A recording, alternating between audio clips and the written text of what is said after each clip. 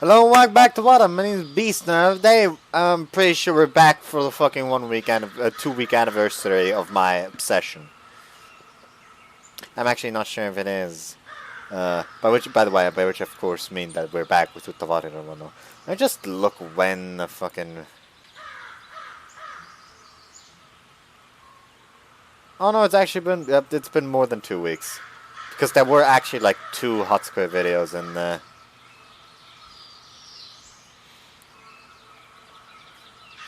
You stupid, you know. And, 2 Sabbath-Witch videos. Actually, 3 Sabbath-Witch videos, even. So it's been more than 2 weeks. Forget that. The joke was bad, anyways. So, anyways, we're back with Mask of Deception. I, did a bit of grinding off screen. Not too much, though. I wish I could just only go in here to show the... there we go, unit info. So he's level 6 now, she's level 5, he's level 5, and she's the only one that's still level 4, basically. And they all have actual stats now. Also, Haku has another skill. Another ability, namely Quick Rebound. So, he's fast to act again if he... Hold on. If she has he's fast to attack again if he's hit. And she has a counter now, which is only supposed to have a 50% chance to counter. However, since I got that skill in the grinding, during the grinding, it has procced every single time. So watch it proc not a single time now that I'm actually here on video. So that's gonna be funny. Anyways, let's keep going. Shall we go for campfire, camp, or encampment? Huh. Campfire. Yo, Anta! 今暇かい? As I wrap up the tasks Kuon assigned me, Ukan flags me down. 暇といえば暇だが、さっきまでこき使われていたんだ。何か手伝えってのならお断りだぞ。さすがのあんちゃんも、あの姉ちゃんには頭が上がらねえか。当たってるだけに言い返せん。まあ、そいつは置いといてだ。あんちゃんはこういった荒事に慣れてねえみてえだからな。ちゃんと獲物を手入れしてるか気になってな。手入れ？やっぱりか。ま、仕方ねえな。Ukan draws his sword, muttering under his breath. こいつだこいつ。あんちゃん、あれからまだ獲物を手入れしてねえだろ。時間のある時にちゃんと手入れしておかねえと、いざって時に命取りになるぜ。Ukan sits and pulls a cloth and what looks like a whetstone from his bag, laying them across his 言われ knees. てみれば。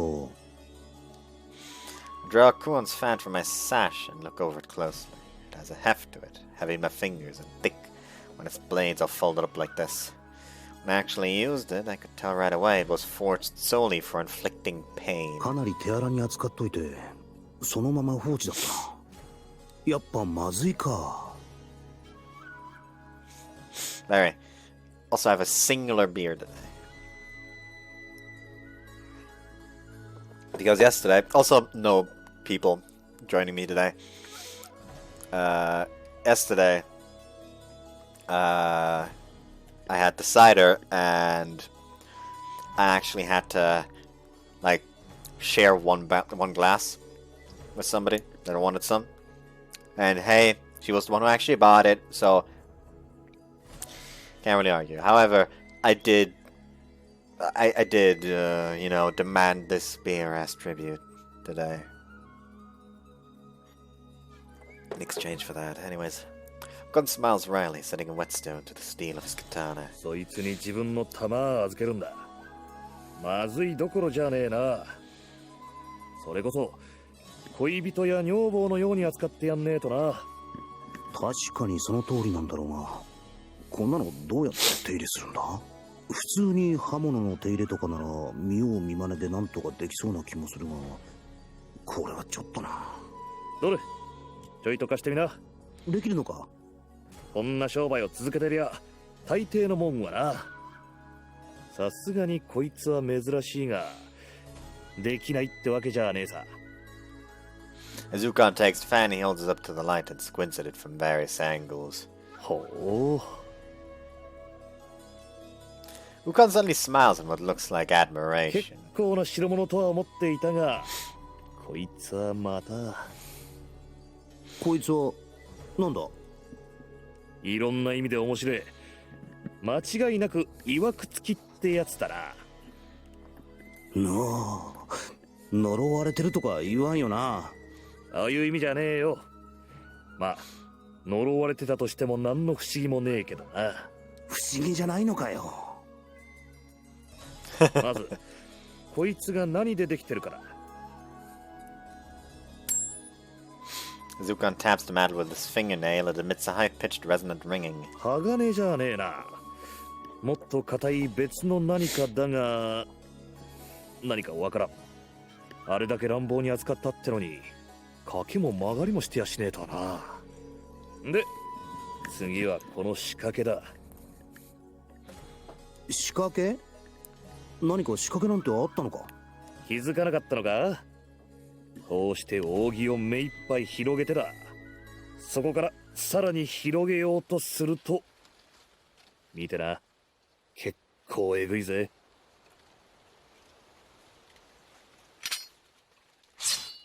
うわっ！ At a fling of Ukon's wrists, blade abruptly spring from the fan's surface. 仕込まれた隠し場が飛び出すって寸法だ。こんな機能があったのか。しかしえぐいってほどのものか。いや確かに驚いたが、歯が隠してあるくらいは普通だと思うが。じゃあこの洗面に細かな溝が掘られてるのはわかるか？これか。確かにあるな。 Difficult to see at first, but each folded fan has a thin, deep groove through it. これがどうかしたのか？ Ukon produces a water skin, upending it and allowing a few drops to dribble into a dip of the fan. As droplets disappear into the grooves, moisture spreads across the whole weapon in bare moments.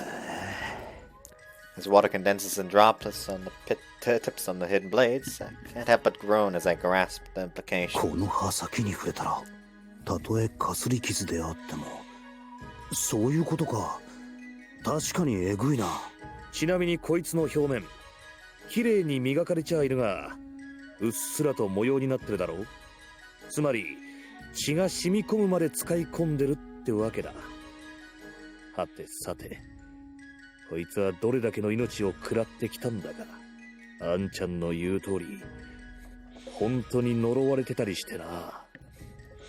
おい、冗談のつもりだろうが、シャレになってないぞ。 Like this. There we go, better. I'm nice in the middle there. 悪い、俺も言っててそう思った。あのな。Ukon unfastens the pivot, holding the individual pieces of the fan together, painstakingly disassembling it. ああ、どこも歪みはねえし欠けてもいない。これなら問題はねえか。しかしクオンがなんでこんな物騒なものを。あの姉ちゃん、よっぽどあんちゃんを買っているか信頼してるらしいな。クオンが自分を？なんでだ？こいつを見りゃわかるさ。こんだけ心を込めて手入れしてやるんだ。よほど大切にしてきた思い入れのある品なんだろ。そいつを何とも思ってねえやつに預けるとはとても思えねえがな。よし、こんなもんでいいか。 Ukon wipes down each component of the fan and puts it back together in short お order. れよ、できたぜ。今度は自分でもできるよう手入れの仕方を姉ちゃんに教わっとくんだな。あ、おう。 With that, Ukon turns to go.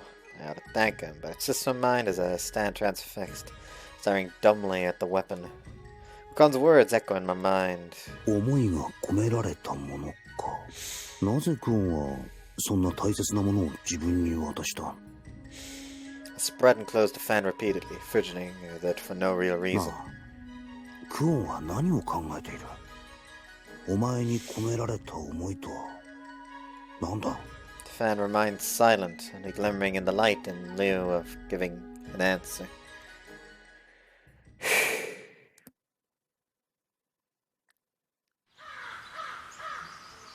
Okay, what's up next? Camp. Camp is next. こりゃまたでかい鍋だな。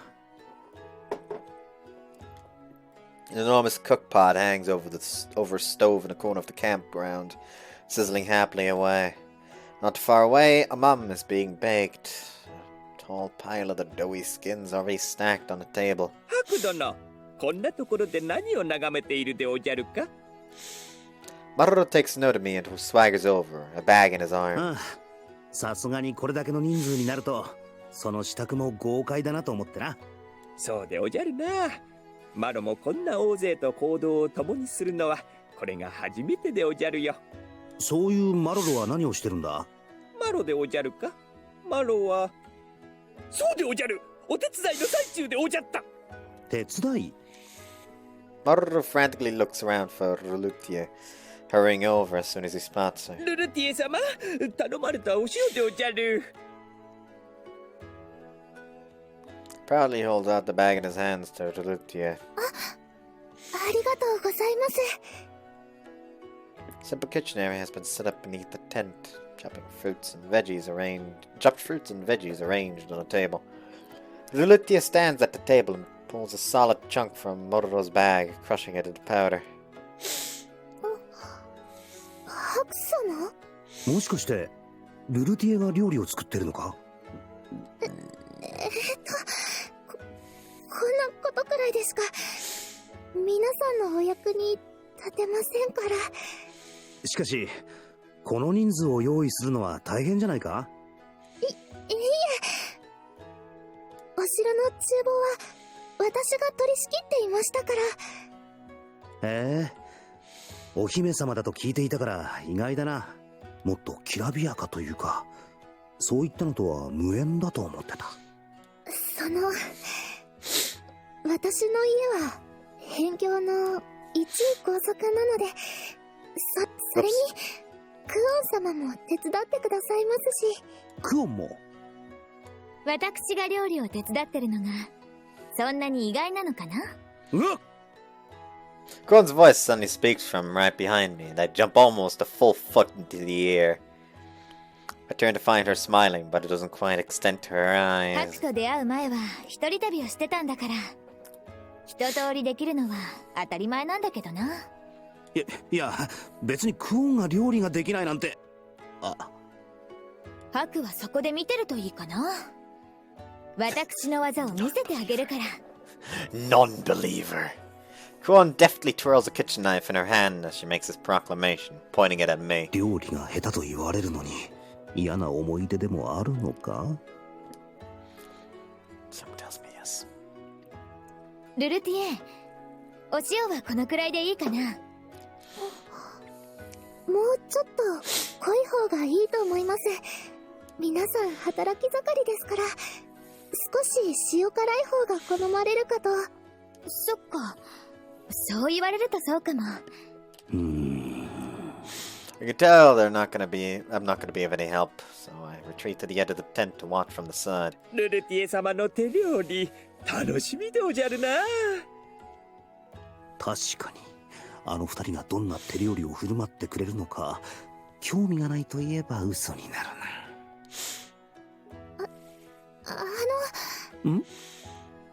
Rulutia approaches me with a small plate, offering it meekly. どうぞお味見を。これは Simmered food sits lovingly arranged on the plate in her hands, steaming enticingly. お口に合うといいんですけど。お、なかなかにうまそうだ。Take a simmered skewer from the plate, eagerly sampling the food and pale on 絶 it. 妙な塩加減だ。優しい口当たりでどこか懐かしい感じの味がするな。こりゃうまい。ルルティエって料理上手なんだな。ぶしつけだったか。姫さんって呼ばないとな。Ah, well, I'm fucking ルルティエと itchy. 呼んでください。じゃあ今度はこっちの味見ね。クオンもできたのか。そんじゃ遠慮なく。 And Free is halfway to play Kuon is preferring. ああ、クオン？何かな？これは一体なんだ？見ての通り煮物に決まってるかな。うん、確かに煮物なんだが、少しでかすぎやしないか。大きさはルルティエのと比べて5倍ほどある。さあ味見してみて。いや、味見ってこれって1食分の量があるだろう。こりゃ一口では食えんな。そもそも串が重量に耐えきれず折れそうだ。 I carefully take the behemoth in my hands and bite into it with what reluctant vigor I can muster. そんな少しずつじゃなくて一口でガプって。あっち、無茶言うな。まずくはないが、外側の味が濃い上に大きすぎて中にまで味が染みてないぞ。100歩譲ってクオンの言う通り一口で食べればちょうどいいのか。どうかな。 Kuon has a very proud look on her 本 face. 人が食う分にはうまいんだろうが、クオンの自信がありげだと正直に言いづらいものが。まあ、うん、まあうまいじゃないか。そうでしょう。もうすぐ出来上がりだから楽しみにしてて。うん、まあまあうまい。 Lutia gives a small chuckle from beside me. When I look over to her, she quickly averts her eyes, bashful. にしてもお姫様って割には家庭的な感じなんだな。お高く止まった感じがなくって親しみやすいっていうか。ああ、それにしてももう腹がいっぱいなんだが。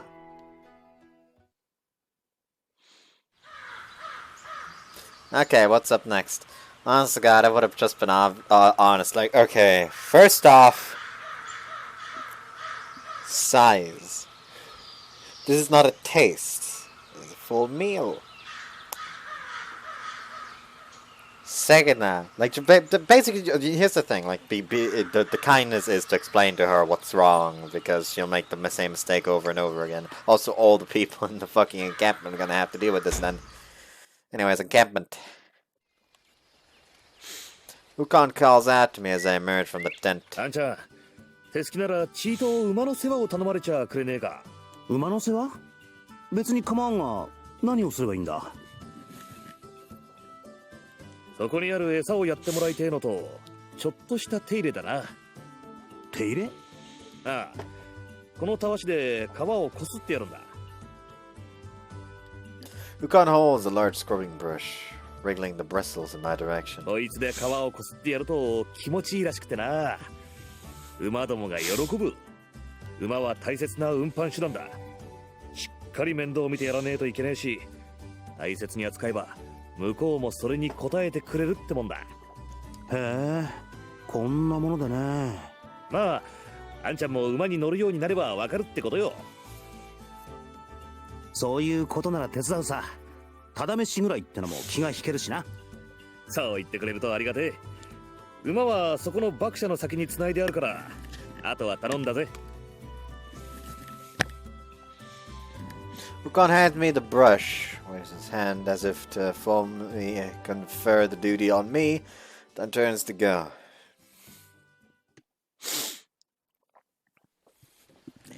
やっぱどう見ても馬っていうよりダチョウだよな。 As I approach the Vopters hitched on the fence, they begin to stir, noticing me. すぐやるから、そう焦るな。Oh, it's these two again. As if from nowhere, those two are wrapped in their appear crouching next to the feet bin. なんだ、驚かせるな。 They both look up at me and tilt their heads in unison, as if to ask, "Did we scare you?" 言葉は通じてる。だよな。いつの間にか隣にいてじっと見つめられてたら誰だって驚くだろう。 They look at each other, then back to me, their heads tilting as if to ask, really? なんという息の合い方。 Their precise, perfectly matched movements almost make me want to ask if they're street と performers. ころでなんか用なのか？ They share another look, then turn back to stare inscrutably at me. まあ眺めてたいなら好きにしてくれ。こいつらのすることを気にしてたらいつまで経っても馬の世話ができんしな。 Fish what looks like some kind of vegetable from the feed tub, offering it to the nearest wopter. うわー、かっこええ。 Maybe it's because they're just hungry, but man, they're really going for it. Could have lost my fingers just now. Not really something I'm eager to have happen, so maybe if I just toss their food to them. お前らまだたっぷりあるんだから喧嘩するな。ダメだこいつら。餌を前に目が血走ってる。このままだと本当に喧嘩を始めそうだ。 I glanced down at the twins, still crouching by the tub of 仕 feed. 方がない。お前ら餌をやったことがあるか？ They slowly turn to stare at me, then shake their heads. まあいい。こいつらに餌をやるのを手伝ってくれ。あ、指を噛まれないよう気をつけろよ。 They each nod, then reach into the feed bin, holding their offerings out to the vopters. そんなやり方だと指を噛まれ。 Or so I thought, but the vopters calmed down and showed order, eating peacefully from their hands. As the vopters eat, the duo gently stroke the sides of the steeds' heads, soothing them. 餌をやったことがないと言いつつ手慣れてるんだな。こっちは危ないなチキショー。こっちの方は指ごと食らう勢いで一心不乱にがっついてるんだが、何なんだこの差は。まあ嫌われてはいないみたいだが、妙にハッスルというか、あのバカ鳥といい、ここいらの動物は妙に興奮気味な奴らばかりだな。あ、そうだ、よかったらたわしでこいつらの体をこすってやるのを手伝ってくれないか。自分一人だと大変っていうか、興奮したこいつらにもみくちゃにされそうな気がしてきた。 The cloaked figures nod. Short bristles scrubbing brushes in hand, they begin to brush the vopter's body. As the bristles pull across their skin, the vopters let out a low, contented な cry. るほど。あんな感じでやればいいのか。 Suddenly and abruptly, the vopter nearest to me slams my chest with a headbutt. 何すんだお前。一瞬体がくの字に折れ曲がったぞ。The vopter ignores my complaints, nudging me with a brush clamped in its beak, demanding a scrub. なんだ早くやれって。言って分かったからたわしをカゴに押し付けるな。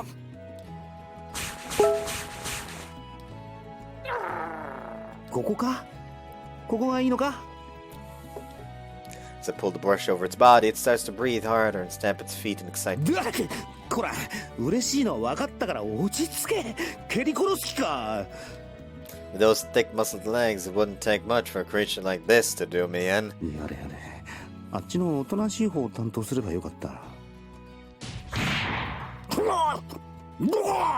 No sooner than the thought crossed my mind, two massive feathered shapes slam into me. お前ら。 The two vopters, the robed pair, had been in charge of nudge me with their brushes, just like the なん first. でお前らがあの二人はどうしたっていない？ The mystery twins have disappeared without so much as a word, as usual. The vopters stomp and strut, worked into a tizzy, thrusting the brushes at me insistently. こいつらはおとなしいんじゃなかったのか。いた。だからたわしを押し付けるな。やればいいんだろう。やれば。なんで自分がこんな目に。だから待って。お前らどこにいて。いや、そんなことより早く手伝ってくれ。 The pair both tug on my sleeve, ignoring what I'm saying as they point at an approaching shape. なんだ Oh no.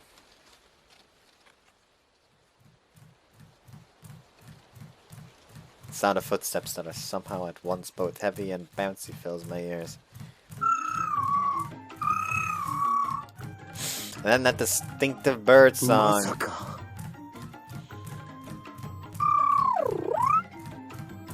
That troublesome bird bounces into the paddock, chirping with bubbling enthusiasm.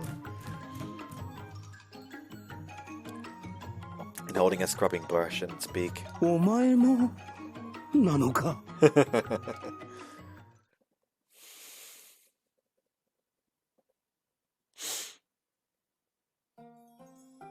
Sometime after the sun sets, everyone sits down to dinner around the campfire. There's a mumskin stuffed full of ingredients, and a meat stew that warms me up from the core. Even though it's reheated campfire food, it's easily as hearty as the innkeeper's food. おーうめえこいつはうめえや。母ちゃん元気にしてっかな。 High praise for the food comes from all over. Though she blushes bashfully, Rulutia's smile cuts through their inhibition. Her inhibition. Next to her stands Kuan, looking pleased and proud at the universal praise. 自分は知っている。その称賛されて鼻高々の料理。元は料理というにはあまりにも豪快で男らしいものだったが、ルルティエが手を加えてくれてまともになったということ。比率で言うとクオンが2のルルティエが8。ぶっちゃけクオンのは手伝いとは名ばかりの邪魔にしかなっていなかったということ。よーしみんな、食いながらでいいから聞いてくれ。 Ukon claps his hands to get the group's attention, standing in front of the 予 bonfire. 定通り日が暮れる前に露営地に着くことができた。今のところは順調だな。問題はこの先だ。分かっていると思うが、ここから先国境にかけてまで深い森が続く。街道とはいえデコボコだったりぬかるんでたりもする。足を取られて荷車がはまったりしないよう注意しとけ。それとだ、最近この先で賊の被害が頻発している。賊の規模からして俺たちが襲われることはまずねえだろうが、油断は禁物だ。おのおの警戒を怠らず気を引き締めて取り掛かってくれ。それから騒ぐなとは言わねえし、飲むなとも言わねえが、羽目を外しすぎて明日以降に響かねえようにな。話は以上だ。道が荒れてるのか。こりゃ尻が痛くなりそうだな。ずっと歩き続けるよりかは100倍もマシだろうが、何か座布団代わりになるようなものを用意しておこう。それにしても本当に盗賊なんかが出るんだな。まあみんな腕っぷしが強いし、この人数なら大丈夫っぽいから心配いらないか。 Whoops. Then again, there's nothing to worry about, is what they told me just before the disastrous Gigiri hunt.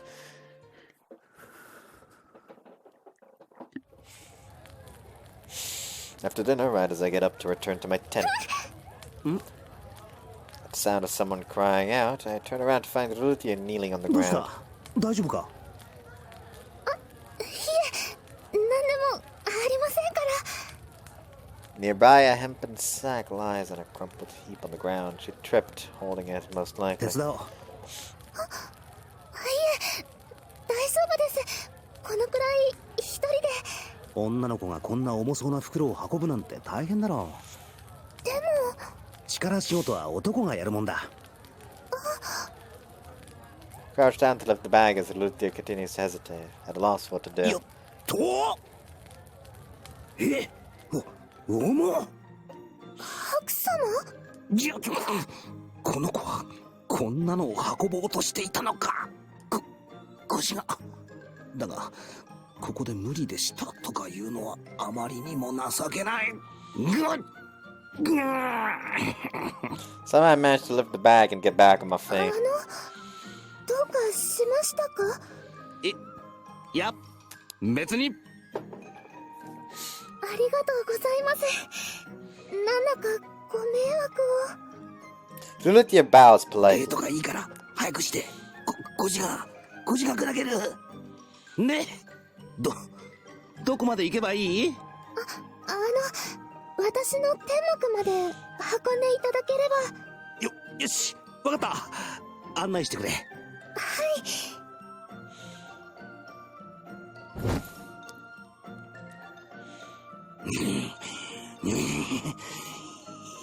っと着いた。あ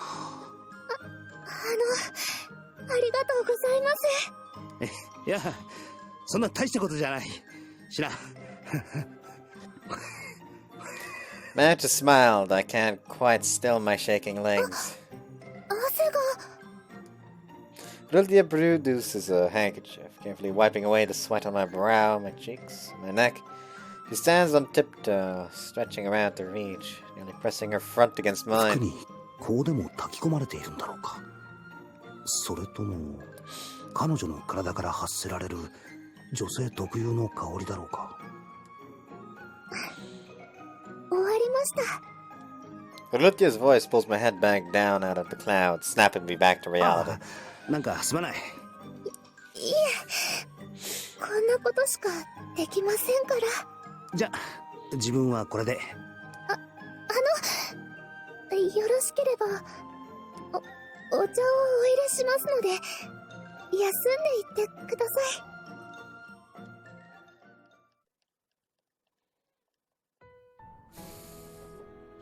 い。Lulutia brews up a cup of tea skillfully. どうぞ。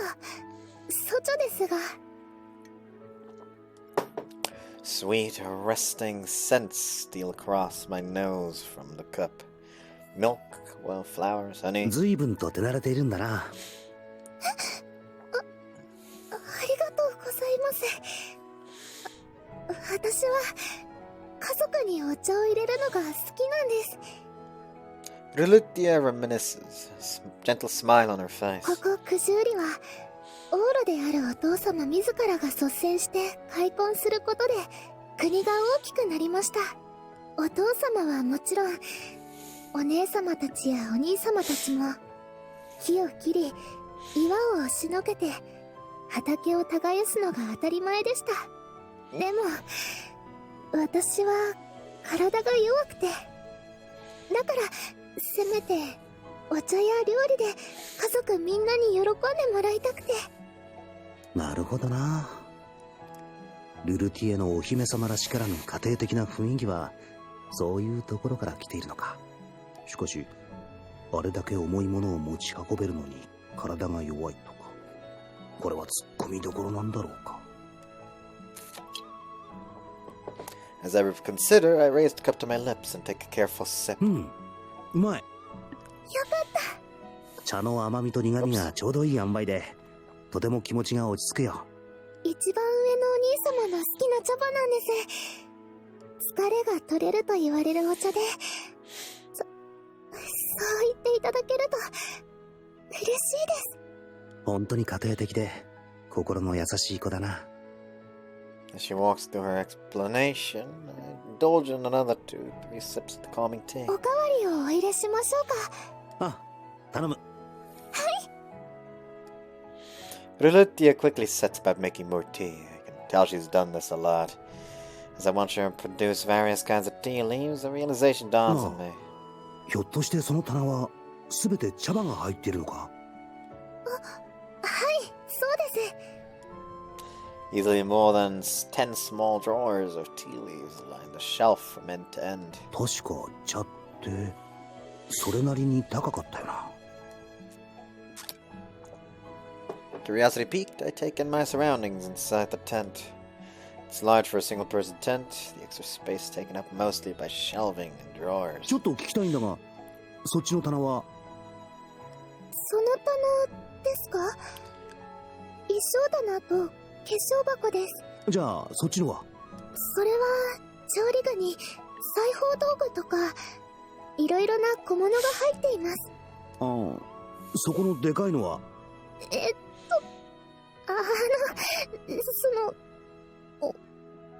お布団です。違う枕だと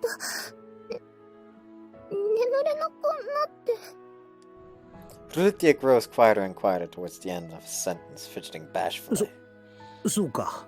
やっぱりお姫様なんだな。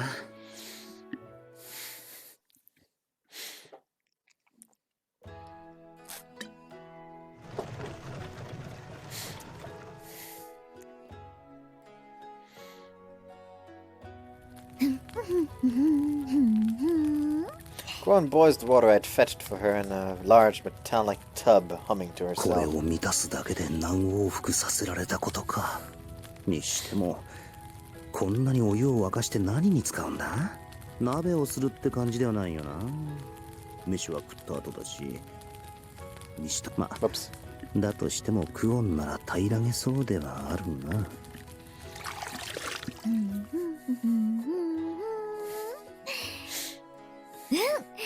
いい湯加減。 She tests the water with a hand, then, apparently satisfied, pours it into a different tub. The remaining water goes back on top of the fire, and she adds more from the buckets I'd fetched. 苦労して汲んだ水が湯水のように。いや、確かに湯水なんだが、納得いかん。一応聞くが、何をしてるんだ？見ての通り、湯あみの準備かな。ああ、そんな気がしてたか。まさか本当に。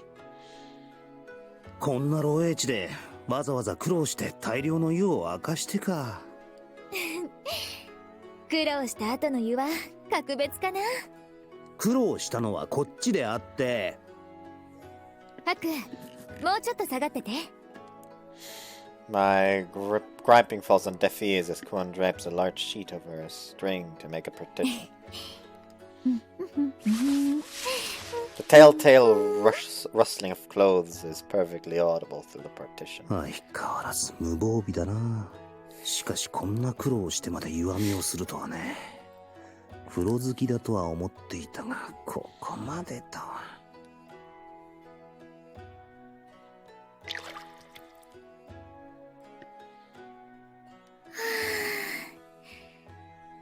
心にしみるな。 Must have lowered herself into the water, for a soft exclamation of comfort wafts over the barrier. そんなに風呂が好きなのか？とっても。一日の終わりにこうして湯あみで汗を流すのなんて最高の気分。本当なら日に2度は入りたいくらいなんだけど、あまり贅沢は言えないかな。それあれか？ツッコミ待ちか？ツッコミを入れろと言ってるのか？もしかして旅の途中いつもこうやって湯を用意していたのか？贅沢だけど自分で用意する分には何の問題もないからね。この水を汲んできたのはこっちなんだが。だからありがとう。今日はハクに感謝かな。 Oops. 相変わらず鋭いな。 Lean back and lounge against our piled belongings, exhausted. Then shifting in a chain reaction to part of the string held up by our backs shifts.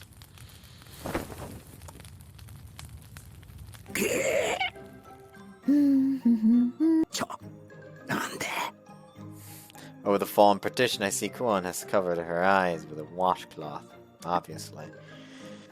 She keeps... oblivious, I mean. She keeps humming to herself, kicking her legs in the water. I admit it's a pleasant sight, but I can't doggle her like this. Kuon's tail gracefully flicking back and forth is almost hypnotizing. まずい。まずすぎる。いやいや、落ち着け。わざとではないんだ。クオンのことだから、きっと笑って許してくれるに違いない。笑って。ダメだ。微笑んでいても目が笑っていない。そして尻尾が揺れている。そうだ。今のうちに仕切りを元に戻せば。Taking a scream tear not to make any noise to draw attention, I try to pull the sheets back up. よし。なんとかバレずに。あとは、端を結んでおけば。Man slips right as I finish, and instead of tightening the knot properly, it all comes undone.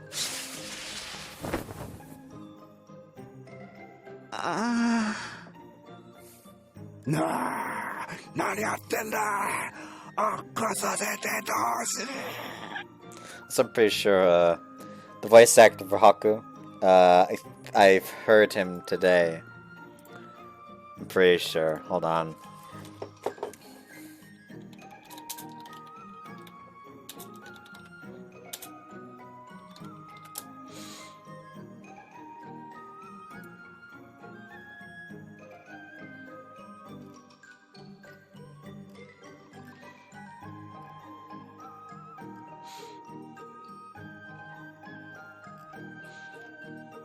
Hold on.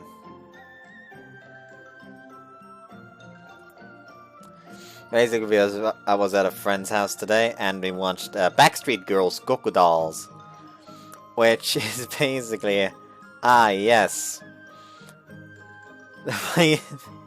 like a group of like 3 yakuza, basically fucked up big time. So as punishment, their boss was like, go to Thailand, have gender rearrangement surgery, and we're gonna make you fucking idols to make up for your losses.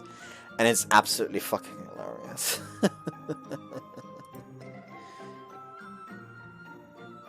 And I'm pretty sure that he's actually the voice of Haku, I think. At least I wouldn't be surprised because it sounds really familiar. Hold on, let me just...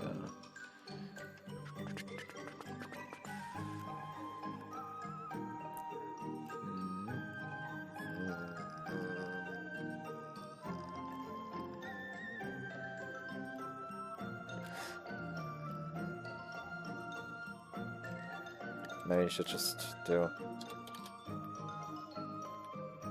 Yep, it's the voice of Haku.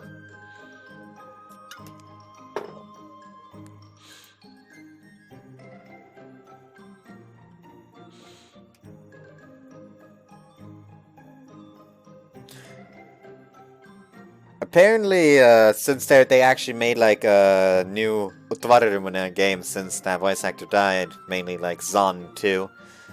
Apparently, like another voice actor took over for Haku, Kentaro Tone. Let me just look this guy up. Kentaro Tone.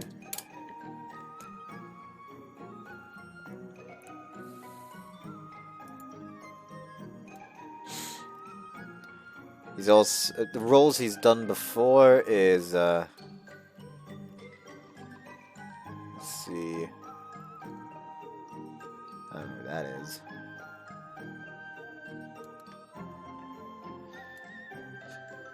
He's apparently what? Huh?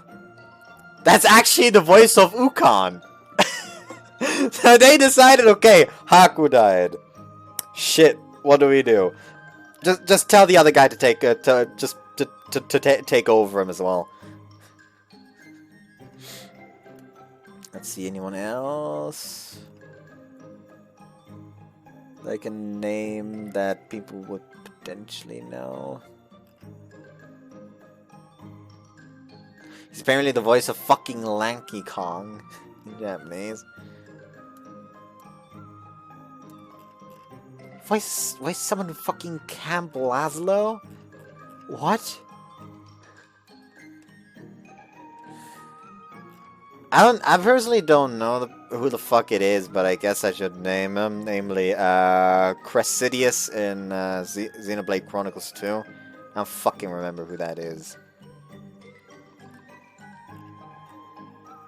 Hold on.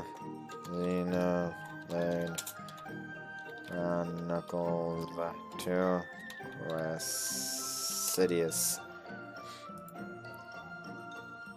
Oh, it's literally just a rare blade.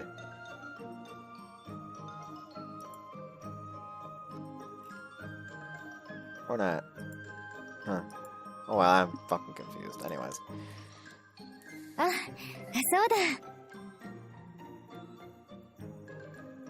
Come on, pulls the washcloth off her eyes as though suddenly remembering something.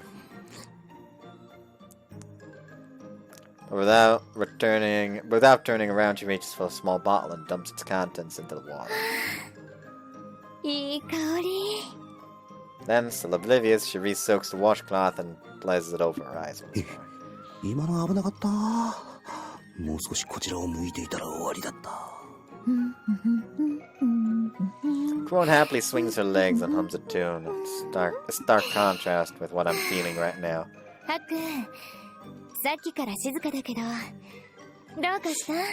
いや、静かって言われてもな。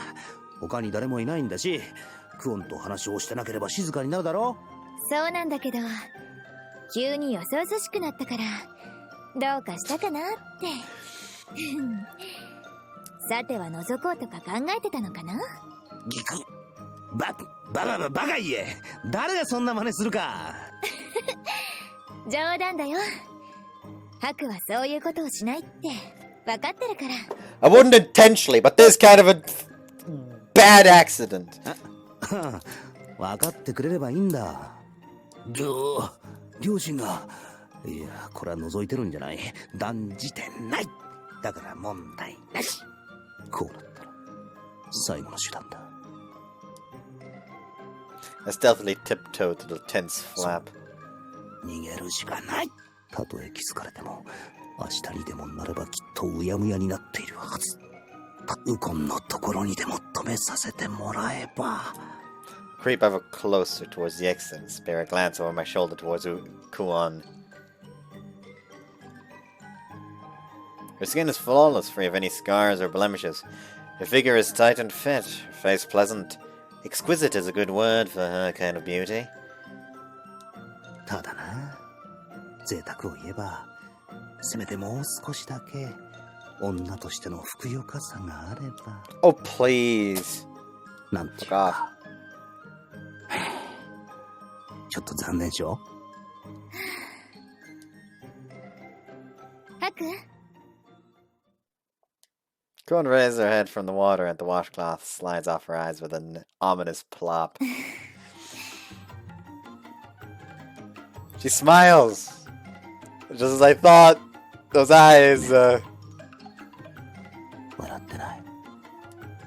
tail uncurls sinuously. いや待て、わざとじゃないんだ。これは布が勝手にほどけてだな。そんなことより、何を残念に思ったのか聞かせてもらいたいな。何のことだ？別に残念なんて言った覚えが。もう少しだけ出るとこ出てればと。ちょいと残念しょと思ったくらい。すごく残念そうなため息が聞こえたんだけど、どういう意味かな？ため息？ Kuon's prehensile tail curls around the handle of a bubbling, boiling pot and lifts. まさか。待て、確かにそうも思ったが、誤解。 Here's the thing, I'm gonna be straight up. Fucking. There is nothing disappointing about this.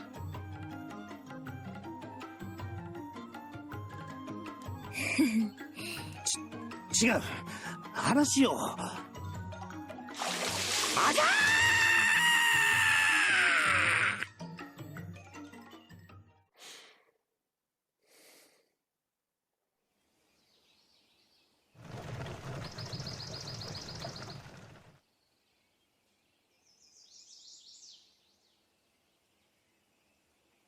At sunrise, we pack up the campground and begin preparations to leave as planned. よし、休憩は終わりだ。そろそろ出発するぞ。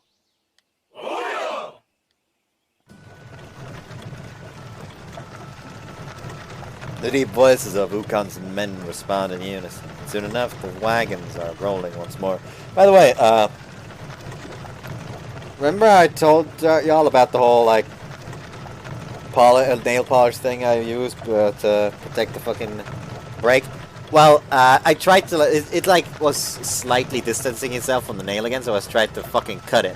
However, the scissors weren't sharpened apparently properly, so I just like fucking bent it right up and it felt fucking disgusting. Like I'm shaking just remembering the feeling. But hey, like after that I got like a clipper and just clipped it off and then it was off, so that was just like an extremely thin piece of nail that I just like put the fucking polish on so it doesn't, you know, break. But hey, it's relatively fine now, I guess. Anyways, I'm remembering the sensation that I hated. Growing used to the ambience of the caravan. It's kind of nice. I'm growing used to the ambience of the caravan. It's kind of nice. I can get going, I guess. Oh yeah? Not long after we get back on the highway, I notice a familiar pair of figures walking beside me. Kept their distance at first, but now the mystery twins are flanking me on either side.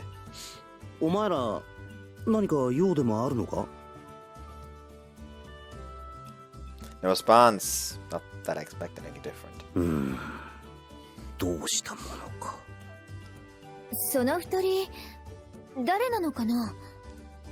Kwon strays back towards me, having been walking in the front, going back to investigate the outside. I can't get the fucking, like, sensation out of my fucking mind now. I keep feeling it, and I hate it. It's disgusting. Ah! こっちが聞きたい。聞いても何も話さないんだ。荷運びをしてるってわけでもないし。そうだろ？いかにも怪しいって思うよな。わかった。荷運びをしている男衆の子供ってとこかな。そんなざっくりでいいのかよ。ま、いいんじゃないかな。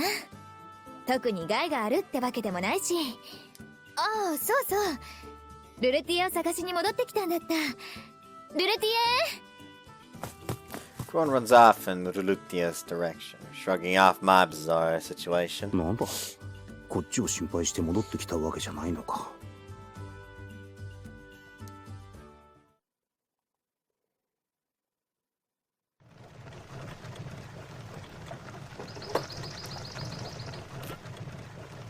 Like, the funniest shit about this scene with, like, oh, it's disappointing from Haku.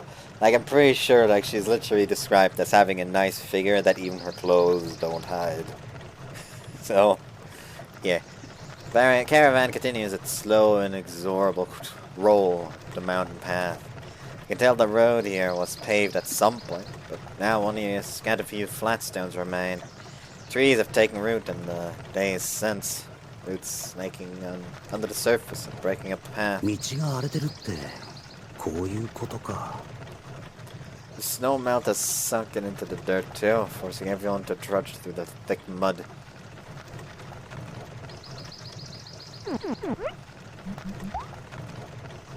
As usual, the mystery twins are close at hand. これはもういいか。何を聞いても答えが返ってこないし、何考えてるかわからんし、もうあれこれ気にしても暗いな。 The sun should be at high noon, but the thick canopy growth above us is blocking it out effectively. なんだか不気味でおじゃるの。Utawarerumono mutters uneasily as he shoots furtive glances about, peering into the trees. こうも不気味だと昔読んだ絵巻物を思い出すでおじゃるよ。昔々とある貴人が旅の途中、森の中でそれは美しい女と出会うという。実は女の正体は森に迷い込んだ人をかどわかして食らう世にも恐ろしい脱ぎそむ神で。 恐ろしい。 Roll credits. 脱ぎそむ神？あやかしみたいなものか。ハク殿は怖くないでおじゃるか？いや、特に。そうでおじゃるか。話としてはありきたりな上に内容を説明されただけでどうやって怖がれるの？ Figure on the road ahead catches my gaze. Someone unfamiliar stands on the side of the road, waving both arms in an effort to flag us down. Next to them, a wagon, much like our own, has tilted and fallen, blocking the road. Ukon calls a halt, and a nervous vibe ripples through the caravan. The prospect of bandits very real. すまない。助けてくれないか？ The young girl next to the wagon approaches us with an apologetic smile. どうした？荷車が溝にはまって抜け出せなくなってしまったんだ。今仲間が助けを呼びに行っているんだが、それを待っていたら日が暮れてしまう。すまないが荷車を押し出すのを手伝ってもらえないか？ありゃまあ、そいつは災難だったな。よし、てめえら荷車を押し出すから何人か手伝え。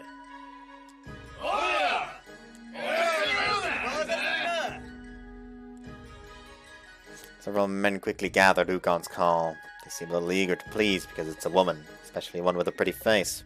Figures. つまりマロロが言ってた脱ぎそぐ髪ってあんな感じか？にょさっきの話だ。ああして言葉巧みに近づき油断したところをガブリとしてくるんだろ。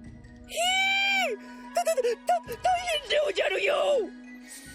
By the way, I can still feel the fucking sensation because I talked about it, and I hate every fucking second of it. This has become a torture scream for the stream, like video for me, not stream. いや本気にするなよ。あんな感じかと聞いただけであれがそうだとは言ってない。第一可愛くはあるが絶世の美女って感じじゃないだろ。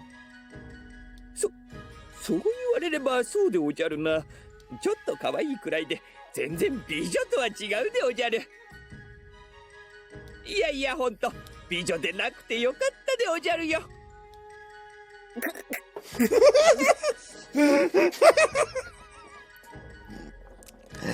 That expression is just like, yeah, I'm gonna murder those people. どうしたい姉ちゃん。いや、別に。本当に助かる。厚かましくて申し訳ないが、もう一つだけ頼んでもいいだろうか。おう、行ってみな。ならばお前たちの荷物を置いてってくれ。はあ？お前たちの荷物を置いてってくれ。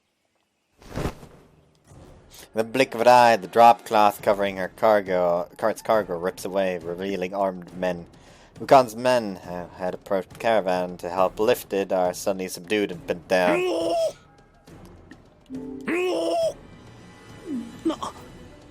動くな。Faster than Ukon can reach for his blade, the girl raises her hand. To a signal, more men with bows and knocked arrows materialize from the trees, aimed right at us. ひょえ、何人が？通り囲まれてる。The numbers are only half ours, but every one of them has his bowstring drawn and ready. You have to play this very, very carefully. あくどの。 Maru begins visibly trembling at the sight, a sudden development. マロロも両隣の二人もっていない？ Managed again, of course. へえ、やるじゃねえの。Ukon remains straight-backed and fearless, but his voice is audibly stiff. 安心しろ。我々の目的はその積み荷だけだ。おとなしくしていれば手荒な真似はしないと約束する。それとも無駄な抵抗をしてその娘たちを危険にさらすか？ルルティエ、クオンのことか。 If they lose those arrows, the girls would be first to fall. There's nowhere to take cover. Look over to see Kuon protectively wrapping her arms around Ruluti, who's gone pale with fear. しゃあね Ukon takes his katana from his waist and tosses it at the woman's feet. え。おめえらもだ。いいか、余計な真似はするな。おとなしくしてりゃ何もしねえって言ってんだ。言われた通り。 Whoops. The Anquam all share looks, murmuring to each other. In reality, their situation sinks in, and one by one, they lay down their arms. そこの二人、お前たちもだ。 Maru and I are the only ones not moving to put down our weapons. We're drawing undue attention. こりゃ仕方ないか。もうなるようにしかならない。言われた通りにしてしばらく様子を見るしかない。だろうな。 Pulled the fan from my sash and gently lay it on the ground. 何してる？お前も。マロはこいつなら何も持っていないぞ。 As Maru dissolves into a panic, I step and speak for him. おお、あくどの。 Maru takes my word as sticking up for him, and he quivers, moved to 下 tears. 手に間がついて向こうを刺激させないためだったんだが。いいだろう。お前たち。At the woman's call, some of her bandits stepped forward with ropes. それ両手後ろに回せ There's no real point in resisting. I do as instructed. にしても賊に襲われないんじゃなかったのか。こうして見事なまでに襲われてるんだが。 Glancing up the line to Ukon, I can see they've also tied him up and forced him to 手 sit. 柄な真似をするような連中でないのがせめてもの救いか。いやさすがのすり見事な手際じゃねえな The sound of slow clapping fills the clearing. A broad-shouldered, rugged man appears and gives a vulgar smile, clapping as he approaches the girl. Despite his dramatic interest, Nosri only gives him a sidelong glance, hardly paying attention. The newcomer shrugs it off, looking over to me, or past me more accurately, to Kuon and Rulutia, now dismounted and tied up. The smile widens by several teeth. こりゃ上玉じゃねえの程度だってこんな上玉はめったにいねえじゃんよ決まりじゃんこの女は俺様のもんに決定なこいつ抵抗しなければ積み荷を持っていく以外何もしないとか言っていたが所詮は盗っ人の口約束。おいてめえら縛り上げた連中の身ぐるみ剥がすの忘れんなよ With the broad-shouldered man's call, a bunch of ragged ruffians, a new separate group, approach us. まずいな。どうするか。せっかくだけど遠慮しとくね。どうみ Oops. いいじゃんいいじゃんいいじゃんますます気に入ったぜお前たちは今から俺様の女だぜたっぷり可愛がってやるから楽しみにするじゃんよ頭少しは俺たちにも分けてくださいよバカ野郎こんな上玉指一本だって分けてやらねえよ Pale with fear, Rulutia huddles against Kuon, shaking. 大丈夫。そんなに怖がらなくても大丈夫だから。なんかえらい余裕だな。さすがにヤバいはずなんだが全然焦った様子がない。きっと Whoops. ハクが何とかしてくれるから。ハク様が自分がかよ。Rulutia follows Kuon's eyes, looking to me for help. 無理だから自分にどうしろと。そんな視線で見られると両親の呵責に苛まれるからやめて。モズヌ、勝手な真似はするな。我らノスリ旅団と行動を共にするからには我らの流儀に従ってもらう。 The girl gives the man called Mosno a sharp look, admonishing him. 我々の目的は積み荷だけ。それ以外は決して手を出さない。人に危害は加えない。そう言っておいたはずだ。いいじゃんよいいじゃんよな堅苦しいこと一個なしにして全部俺様に任せとけってよ Mosno swaggers over to Nosri and throws an arm over her shoulder, getting a little too close for comfort. それにちゃんと分かってるぜノスリが焼いてるってことによせっかくこんないいもん持ってんだからよ As Mosno points meaningfully at Nosri's chest, she calmly seizes his finger and twists sharply.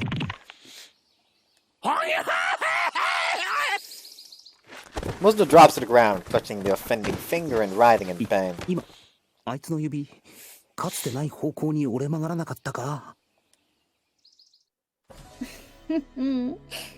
おいたはダメよ坊や。 Nosri says that line as though reciting it from a script, then winks ど awkwardly. うだ奥義。今のはなかなかいい女っぷりじゃなかったか。ええ、さすがは姉上。その魅力に思わずめまいを起こすところでした。Then the man appears next to 視 me. 界に入っていたはずなのに気づかなかった。そうであろう。これでまた一歩いい女に近づいたな。 Oscar, I just really want to Hawker just like, I don't go women rob people though! 何しやがれ He looks like he's in serious pain, thrashing about as he howls at Nosuri. 無粋だな。女との戯れを笑ってさらりと受け流すのがいい男というものだぞ。超痛えじゃんよ。こんなの流せるか。やれやれ。だからお前はいい男になれないんだ。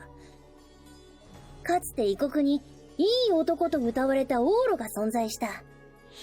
彼は嫉妬に狂った奥方から腕を噛まれようが箸を突き刺されようが微笑んでされるがまま受け入れたらしいぞ。それがいい男というものであり、いい男の義務だ。いや、その理屈はなんかおかしい。それに引き換え、お前はダメ男だな。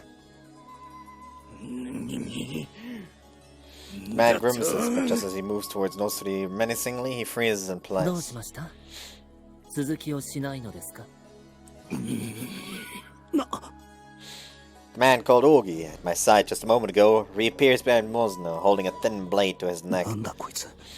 全然気づかなかったぞ。冗談じゃんや。何向きなってんな。奥義、構わんぞ。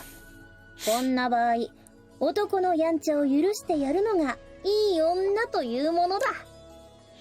姉上がそう言うなら仕方ないですね。Just like that, Ogi slips his blade back into his sheath, into his sleeve, and walks away as if nothing happened at all. まあいいさ。もともと俺はデカチはあんま好きじゃなかったしな。Spitting a weak parting shot of his shoulder like a sore loser, Mosnu turns and runs. ババアにだったら塩塩に絞んで垂れちまうからね。 And gives a final insult as he disappears into the thicket. 姉上、どうしました？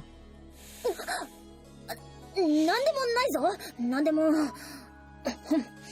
Ogi Yes, waves to the okay. remaining men at her command, who gather around the caravan's unmanned wagons. Anything loaded with cargo, even that strange covered one, is hauled off in short order. 騒がせたな。では、積み荷はいただいてゆくぞ。さらばだ。それでは道中お気をつけて。いずれまた。With bizarrely polite farewells, both of them disappear with the last of the bandits into the woods. やれやれ。とりあえずは命拾いしたか。とはいえ、こんな山奥で縛られたまま放置ってのは、これ、どうやって抜け出すんだ？ No sooner than the thought crosses my mind, I notice Kuon wiggling her body oddly behind me. よいしょ。 The ropes tightly wrapped around her suddenly fall to the ground. 縄抜けか。どうやるんだ？ Gonna have to teach me if this turns out into a regular thing. ちょっとしたコツがあるんだ。指の関節を外せば誰でもできるよ。いや、それコツとか器用とかいう次元じゃない。すぐに解くからちょっと待ってて。 Kuon makes her way down the line, starting with me, then untying everyone in quick succession. ありがとうございます。おい姉ちゃん、こっちも頼むわ。あれ、そっちは解く必要なんてないんじゃないかな。何のことだい？演技としてはなかなかだと思うけど、いろいろと違和感があったかな。例えばあの女の人が助けを求めに近寄ってきた時、みんな Fuck. Whoops. あなたほどの男が警戒してないなんてありえないかな。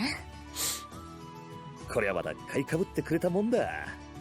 それに彼女の話を鵜呑みにしたのもらしくないかな。ね不自然なことならまだあるかな。囲まれた時に取り乱したのはルレティエとマロロだけで、他のみんなが慌てた様子がなかったから、ここまで重なるといくらなんでも不自然かな。クオンがやけに落ち着いていたのはそういうことか。一つ二つの違和感ならともかく、それがいくつも重なれば必然ということだね。やれやれ降参だ。ほんとおっかねえ姉ちゃんだ。説明してもらえるよね。Ukan smiles wryly and then stands without issue. The rope supposedly tying him up flutter uselessly to the ground at his feet. どういうことでおじゃるか。なあ、ちょっと待ってくれ。守備はどうだい、お二人さん。The twins nod, both silently pointing off in the same direction. こいつらいつの間に。よし、これで準備は整ったか。で、種明かしなんだが。Ukan scratches the back of his head, turning back towards us. まずな、出発前に言った賊に襲われることはないって話。ありゃ嘘だ。おい。でさ、最近ここら一帯であいつら賊による被害が頻発しててな。この九十里でも何度か捕らえようと動いたんだが、うまくいかなかったらしい。どうやら連中根城を転々としているらしくてな。なかなか尻尾がつかめねえってことだ。そうこうしているうちに被害は増える一方、族どもの規模も大きくなってきてな。このままではまずいってことで、奴らを討伐するのに協力してほしいと頼まれたわけさ。Ukan looks over to Rulutia apologetically. 下手に知らない方がいいだろうってことで、お姫さんには知らせてやせんでしたからね。いえ、そうだったのですか。ウコン殿、マロも聞いてないでおじゃるよ。どういうことでおじゃるか。いや、そいつはだな。マロロは腹芸が苦手だろう。そのことで向こうにバレたらまずいってことでな。そうでおじゃるか。いや、みんなで話し合って決めたんだ。俺が独断で決めたわけじゃなあ、おめえら。っておい、おめえらこっち見ろ。マロロはまあわからなくもないか。ってことはまさか賊に襲われたのは。おめえさんさりげなくひでえな。あ、わざとだ。拠点を突き止めるにはおとりでおびき出すのが手っ取り早かったんでな。ちょっと待て、それは分かったが、もしさらわれたり暴行を加えられたらどうするつもりだったんだ。運よく何もなかったからいいようなものの、あいつらの会話からして十分にその可能性はあったんだろThe way that Mosnu guy was leering at us too. Rulutia must have been scared out of her mind with her face buried in Kokpo's fluff like that. ああ、それはだな。そういうこと。Zukan tries to talk around her. Kuan cuts to the heart of things. 向こう側に内通者というより、こちら側の人物がいたんだね。道理でいろいろとおかしいと思ったかな。そんなわけだ。これから待機していた討伐衆と合流の後、奴らの拠点に襲撃をかける。他にも質問や言いたいことが山ほどあるだろうが、後にしてくれ。今は少しの時間も惜しいんだな。いやいやいや、ちょっと待て。何をさらりととんでもないことを言ってるんだ。荷物の護衛は引き受けたが、襲撃を仕掛けるとかはないだろう。さすがに勘弁だぞ、おい。ああ、分かってるって。こっちもそこまで世話になるつもりはねえさ。Saying that, Ukan smiles. その代わりと言っちゃなんだが、あんちゃんたちには頼みてえことがあるんだ。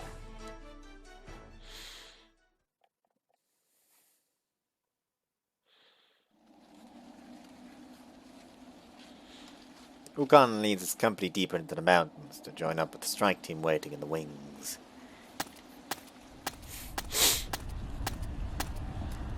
The journey takes maybe an hour.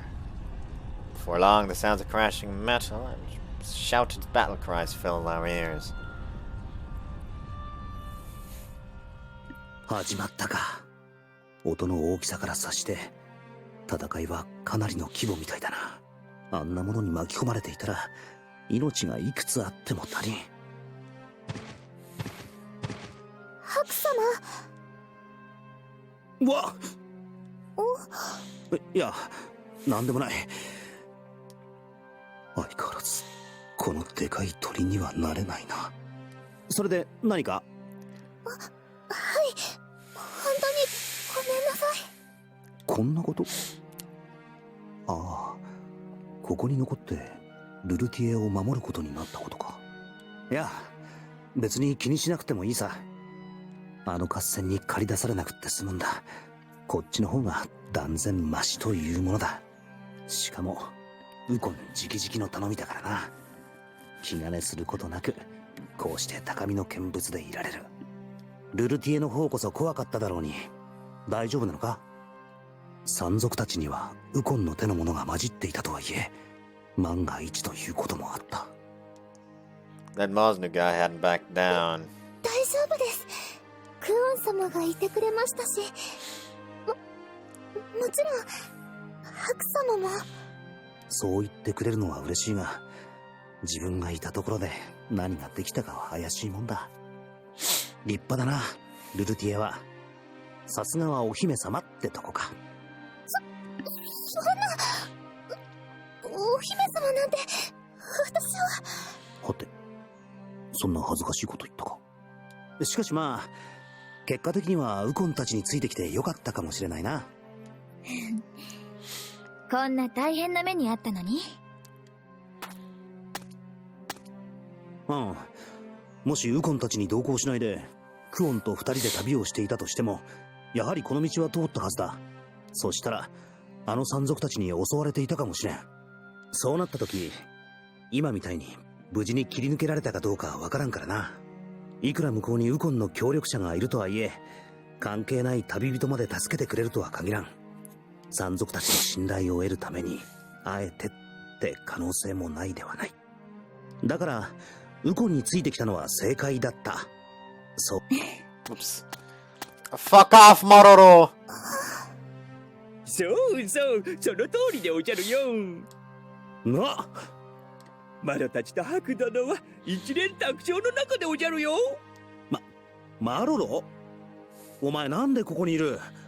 何を言うでおじゃる。ハク殿を残していくのが心配で、ウコン殿に頼んでここに残してもらったでおじゃるよ。そうか。確かにマロロの呪術は頼りになる。一緒にいてくれるのは心強いはずなのだが、素直に喜べないのはなぜだ。しかしあの時は心臓が止まるかと思ったでおじゃるよ。そういえばこいつ真っ青になってガタガタ震えていたな。いや、実際青くなっていたかどうかは化粧でわからないが、これで本当に役立つのか？少しだけでもいいからマロにもこのことを話してほしかったでおじゃる。なんだか信頼されていないみたいで悲しい。仕方ないかな。こういうのは相手に感づかれたらそこでおしまいだから。まあそういうことだな。とにかくここで待機してウコンたちが帰ってくるのを待つだけだ。うん？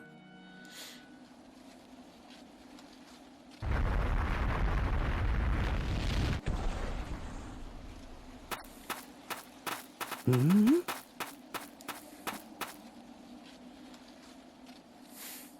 クソが、ったく見張りは何をしてやがったんだよ。あの隠れ家がバレるはずはねえってのによ。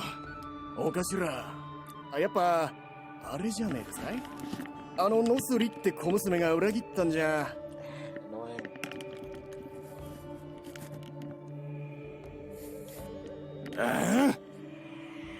お頭が悪いんすよ。いくらあの女がお頭好みだからってホイホイ信じちまうから。うるせえな、仕方ねえだろバカ。おめえらだって見たろ、あの父。ありゃ、そりゃあ確かにそこは同意せざるを得ない。だが残念だったじゃん。あの父娘、こんなとこに隠し通路があるとは夢にも思わねえだろよ。とりあえず今はどうにか逃げ切って、後でこの礼はたっぷりさせてもらうぜ、あの父に。ああ、うん。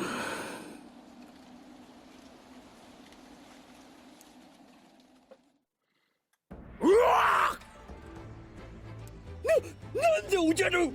こいつらさっきの山賊。てめえらなんでこんなところに。頭、どうですか。バカかおめえは。こんな奴ら蹴散らしちまえばいい話じゃねえの。しかもこいつはとんだ土産ができたぜ。飛んで火にいるなんとやらじゃ。うひひたっぷり可愛がってやんや。よし、てめえら女を取り押さえろ。男は袋にしちまえ。ルルティエ、下がれ。ダ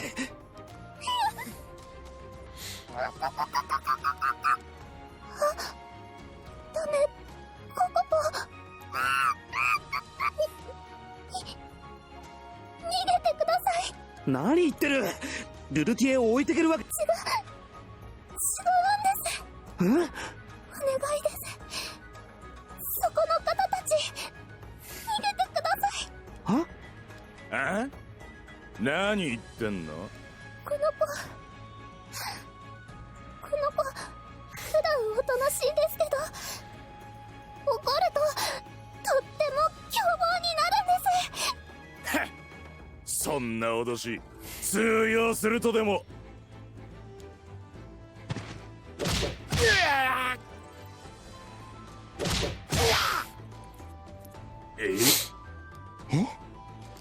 そういうこと。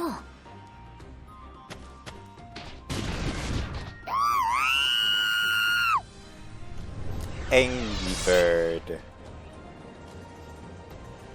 Bandits! Defeat Mosno, defeat all allies are defeated. So in this case it literally doesn't fucking matter.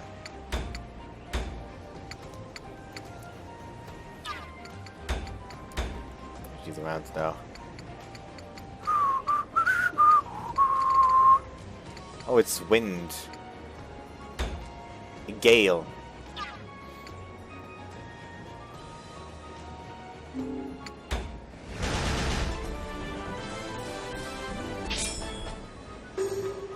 Combat tutorial. Oh, natural healing. You just... If you're in trouble, just retreat, okay? Yes, Sir Haku. Get away from me, you damn bird. I'd say the bandits are the ones in trouble. Yes, they are, indeed. Now what's that about a fucking new tutorial? Chain action 5. Among chain actions, some have additional effects. You can put status effects on enemies while attacking them, give buffs to allies while healing them, etc. Oh, it's just... yes. It probably has, like, decreased defense. Energy of wind, a state in which the unit's element is being activated. What are these attack up defense up things?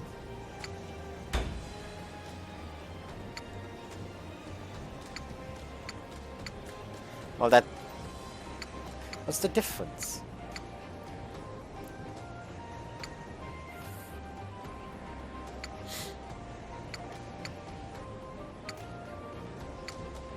Was that an AoE? Like, all around? Intriguing. Apparition's Birdsong. If an enemy is within range, their speed is reduced by 10%. Breaker. Against objects, damage increase, okay. Activated ZOC in surrounding areas and stops one adjacent enemy. Natural healing, 10% health. Okay.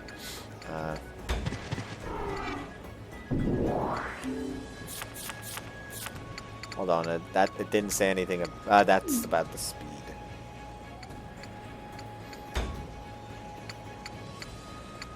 Hold on.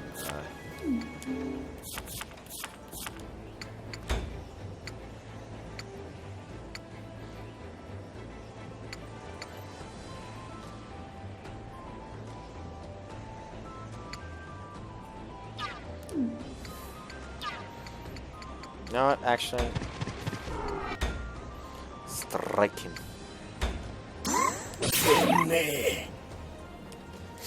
ココポ、大丈夫？さあ、出番ね。はあ。次は峰打ちよ。 Ah, shit, didn't get the second trigger. やりすぎた Oh か well, しら。 he's dead anyways.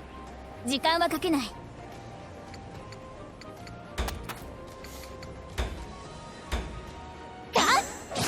Oh yeah, she has a ranged attack now. 決まったかな。はっ、まだこれで Which is nice, if you haven't gathered. 私が先陣を。これ以上聞かねえよ。刻んでやる。食らいやがれ。セーブでな。さあ行こうか。よっ Ah, there we go. Nice. こんなもんか。 These guys just not gonna move.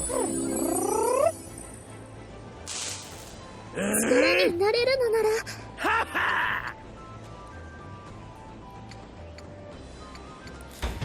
You know what? Let's have her attack him. Fuck. ありがとうココポ。 No. There we go. ココポ大丈夫？ Wins favor. 湧いてくる。最善を尽くします。 And God's blessing. Speeds up the turn unit's turn order. Okay, that's nice. There you go. うまくいきました。どうも俺様に任せるじゃんよ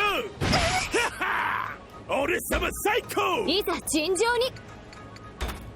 You know what, actually, if you can, like, reach them straight up to attack, don't move. まだ There you いい運動だね。お願い。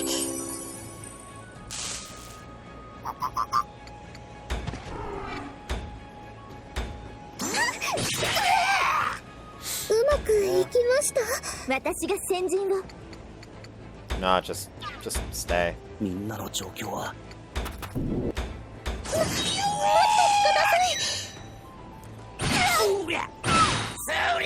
Oh, Prince. 活躍する That's not nice. 可愛がってやんよいざ尋常に。私の出番かな。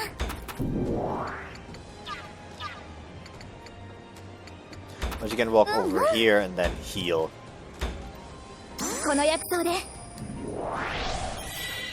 No, that wasn't a crit. That 無理は wasn't a 現 crit. 金かな。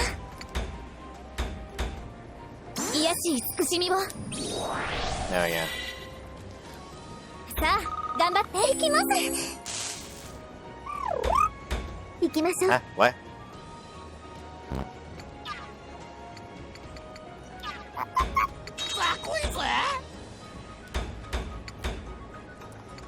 Oh, I'm retarded.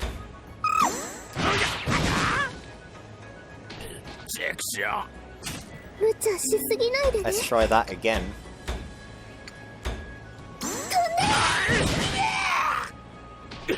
Ah, just barely didn't kill both. Oh well. そうです。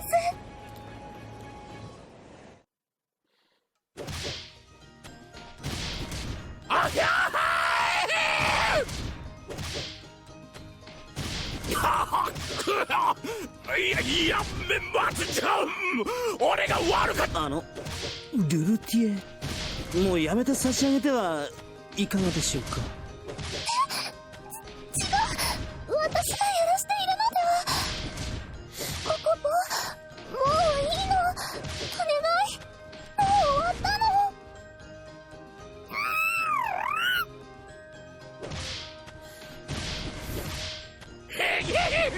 お願いしたらこうなるよな。これはむごい。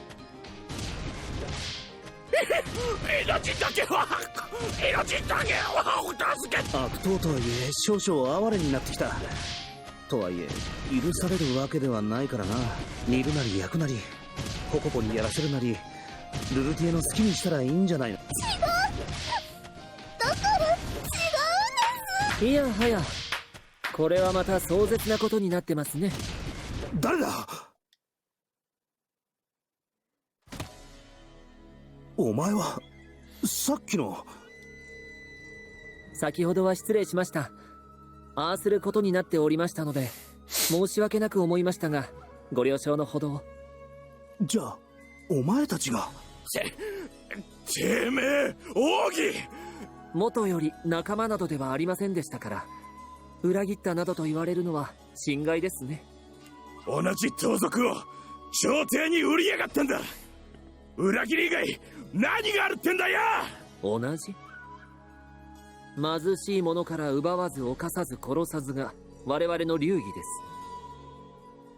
す。力のない者を襲い戯れにもてあそび命を奪うあなた方畜生と一緒にされるのは甚だ不愉快。きれい事を抜かしやがって、結局盗みに変わりはねえんだろうがよ。まああなた方と問答するつもりはありませんので、どう思うがご自由にどうぞ。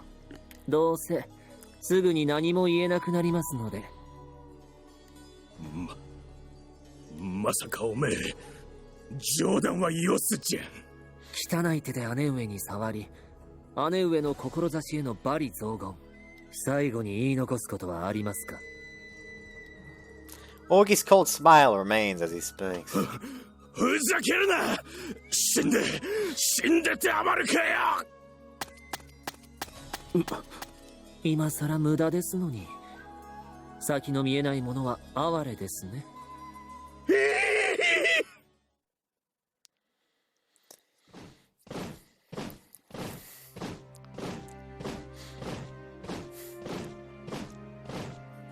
You're in the army now. I don't fucking know why I started singing that. あの仮面、あの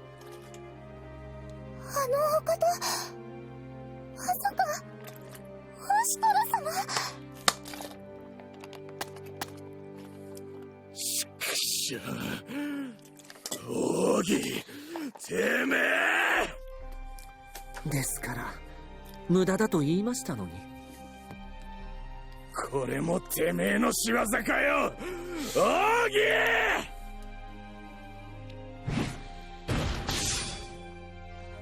早い。 Arms off. Not. Just unconscious. 見えなかったぞ。今何をした。ご安心を姫君、峰打ちです。切り伏せるその価値もありませんので。以上、依頼の遂行とさせていただきます。オシトル殿。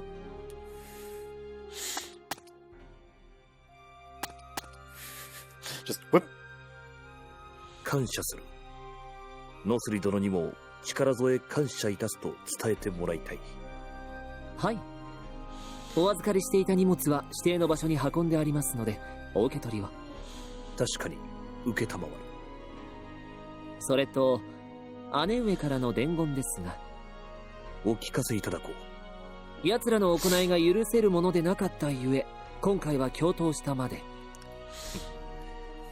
ノスリ殿らしい言葉だ。では僕はこれにて。ご縁がありましたらいずれまた。まさかオシトル様が来てくださったなんて。もしかしてあの仮面の方のことかな。はい、あのお方、ヤマトの双璧と謳われるウコンエ大将オシトル様です。そっか、あの人が。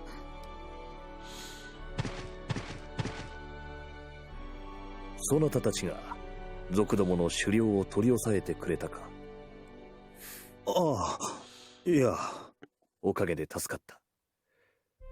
こたびの策、狩猟を逃がすことはまさに失敗と同義であったからな。この通り感謝する。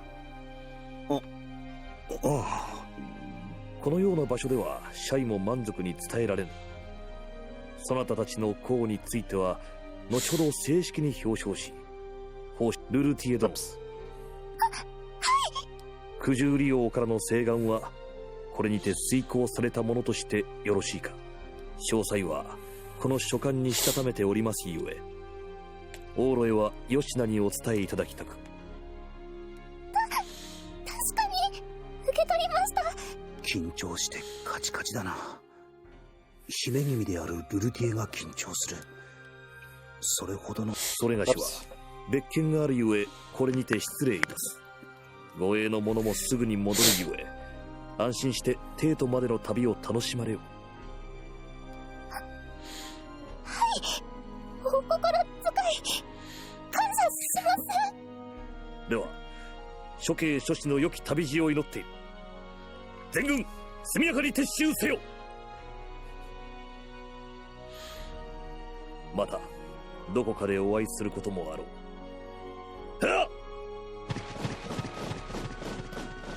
Oshtor gallops away, astride his Wapter. Strike team following closely behind. They all march in perfect formation, showing just as much discipline as their commander. Bandits! All the level ups. I think some of you people even got 2. Haku has learned the action chain Kasai Obel. He can take care of simple first aid. Also raises zeal by 25. Now go get him, Tiger! He has a heal now that actually increases zeal. That's good. Solidify greatly reduces physical damage. Chance 20%. Uses infinity.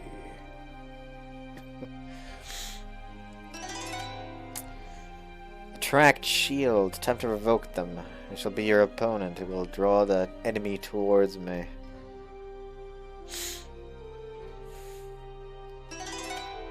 Codex Wind Faith reduces wind damage by 15%. Earth God Faith. Heart of Perseverance. Max health increases by 10%.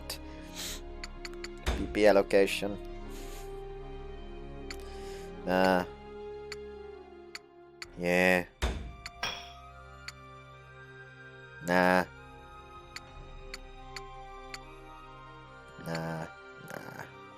Actually. Yeah, unit info. Here. You recover health and increase. Yeah.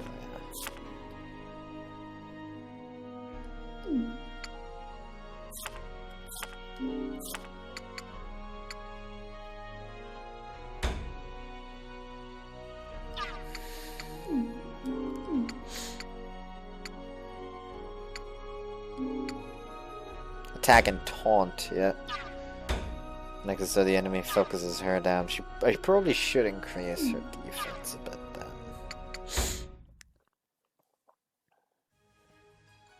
ヤマトの双璧ウコンエ大将オシュトルとサコンエ大将三日月の名前は海を越えた国にも聞こえてたけど、あの感じ勝るとも劣らない。あんなのが他にも。まさかあれほどとは思わなかったかな。このクオンにそう言わせるのか。そこまでなのか。うん、それもあるけど、やっぱり世の中広いなってちょっと感慨深く思っただけかな。Kuon speaks distantly, her eyes following the man himself as he rides away with his troops. With a long-held exhale, Rulutia slumps to the ground like a puppet with strings suddenly cut. 大丈夫か？ほっとしたら体の力が抜けてしまって。あんなことがあったんだ。無理ないか。怖かっただろうが、もう大丈夫だ。いえ、そうではなくて、オシュトル様とお話しして緊張してしまって。なんだ、そっちだったか。しかしあの人物がただ者じゃないってのは分かったが、ルルティエだってお姫様なんだろ？そんなに緊張するものなのか？そんな、私なんて。オシュトル殿は若くして無冠の身から功を立て、大和の双璧と呼ばれるウコンエ大将まで上り詰めた方でおじゃるからな。異例の速さで皇位に上られながら、もののふであることにおごらず、孔明盛大、民にも絶大な人気なのでおじゃ。何よりも帝からの信頼も厚いお方なのでおじゃるよ。ルルリエ様が緊張するのも無理ないでおじゃるよ。心ない者は成り上がり者と陰口を叩いたりするでおじゃるが。そりゃまた絵に描いたような英雄像だな。その通りでおじゃるよ。マロも鼻高々でおじゃる。なんでマロロの鼻が高いんだ？おじゃそれは同じ国の禄をはむ者としてということでおじゃるからして。よくわからんが、そんなもんか。そういえばウコンはまだ戻って。おう、呼んだか？ The members of Ukon's company, who had gone to meet with the strike team, reappear in timely fashion. 随分とゆっくりのご帰還だな。こっちは大変だったんだぞ。悪い悪い。奪われた2の回収に少々手間取っちまってな。Ukon points over his shoulder, and sure enough, the caravan is back there together again. なんせこいつを無事に運ぶのも大切なお役目だからよ。それでウコン殿、討伐はどうだったでおじゃ？の手引きが完璧であっさり奇襲が成功したもんだからな。あっけなく片付いちまったよ。多少怪我人は出たがみんな無事だ。それより聞いたぜ。そっちは敵の親玉を取ったって言うじゃねえか。よー、聞いたでおじゃるか？白殿の勇姿見せたかったでおじゃるよ。いや、自分は身を守ってただけだしな。何言ってやがるわ。姫様の護衛で待機してると思ったらおいしいところ持ってきやがって。まさか待ち伏せして一網打尽とは恐れ入ったぜ。いや待て、こっちはただ偶然いただけで巻き込まれただけだ。おいおい、あんまり謙遜しすぎると嫌味になるぜ。たまたまだってのに、運が良かったのか悪かったのか。それよりお姫さんを危険な目に遭わせて悪かった。いくらなんでもあれは想定外だ。ああ、いいんじゃねえの？無事だったんだからよ。それに姫様にはいい経験と箔付けになったと思うぜ。いいのかそれで。お姫様が経験することじゃないだろう。いや、姫様ってのはいざとなったら戦場へ出なきゃならん時がある。賊の退治は箔がついていいのさ。箔ね。これをきっかけに少しは自信をつけてくれりゃいいんだがよ。Ukon mumbles to なんか言 himself. ったか？いや、なんでもね、独り言だ。それより賊の狩猟を抑えたんだ。きっと何らかの謝礼が出るはずだぜ。そういや、そんなようなこと言っていたな。なんせ大将首だ。何人かで分けても豪勢な酒盛りぐらいできるんじゃねえか。それはまことでおじゃるか？おう、期待してもいいと思うぜ。やったでおじゃる。ついにマロにも運が向いてきたでおじゃるよ。Maroro suddenly burst with such joy that he nearly starts dancing. ずいぶんなはしゃぎようじゃないか。恥ずかしながら手元不如意な生活をしてたでおじゃるから。でもこれで新しい筆やすずり、もしかしたらへそくりを合わせて書簡も変えるかもしれないでおじゃ。Maroro puts on a dopey smile at the thought of his newfound wealth, imagining. そう、楽しみにしてな。Ukon laughs, patting Maroro's shoulder, though his expression is odd. これはマロロ殿に一杯おごってもらわないとな。バカ。やば。Men surrounding Maroro's muttering suddenly climb up. そんなぶしつけな話でもないだろうに。どうしたでおじゃる？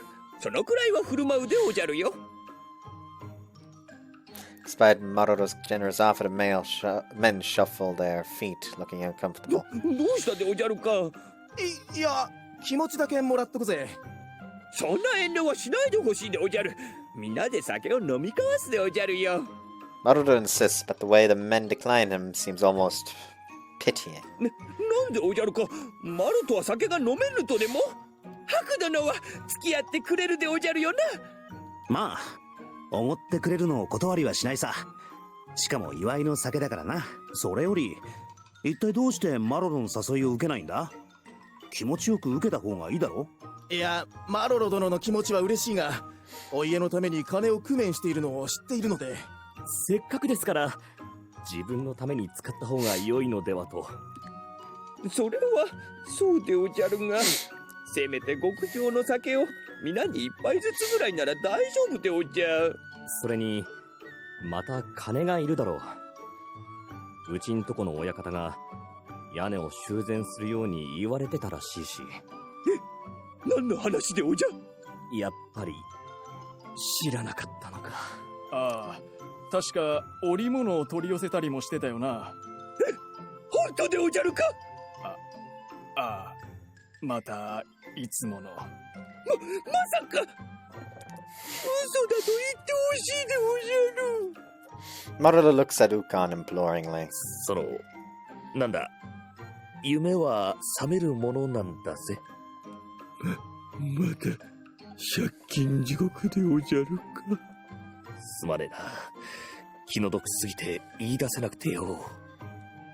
Marulo sinks to the ground as though sapped of life. Ukon's words, a final blow. Only the sounds of the forest break the という silence. か、この重苦しい雰囲気は勘弁だな。そう落ち込むな。代わりに自分が思ってやるから。本当でおじゃるか。友達だろ。なんかよくわからんが、あまりにも哀れで見てられん。このくらいはいいか。ハクってば、そんな切符のいいこと言っちゃって。でもいいか。ちゃんとハクが体を張って稼いだお金だから、友達のためにそうするのって嫌いじゃないかな。じゃあハクの小遣いから引いとくね。小遣い？ああ、そっか。ハクのお金の管理は私がすることになるから、基本ハクは小遣い制だよ。いや、ちょっと待て。なんで小遣い？危なっかしくてお金はハクに任せておけないかな。なんでだか放っといたら考えなしに全部使っちゃいそうだから。そんなことは。今回だっておごるとか言うし、間違いないかな。さすがあんちゃん、言うことが違うぜ。みんなごちそうだ。 At Ukon's suggestion, everyone erupts into cheers. ちょっと待て。おごるったってマロロにだけだぞ。みんなの前でおごると言っちゃったんだから、一人だけとかダメだよ。だから心配なのに。今回は特別。仕方ないから足りない分は私が立て替えておくかな。おう、テートのいつものとこで豪遊だ。お前だからそんな勝手に。ハク殿、マロのためにそこまで。Marulo clings to me as tears stream freely down his な face. ぜ？どうしてこうなった？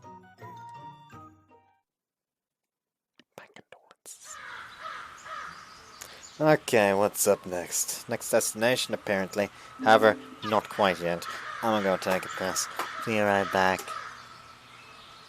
They need to find the fucking button first, though. You hear that? It's the voice of the forest. Forest says fuck you. Anyways. That was out of nowhere.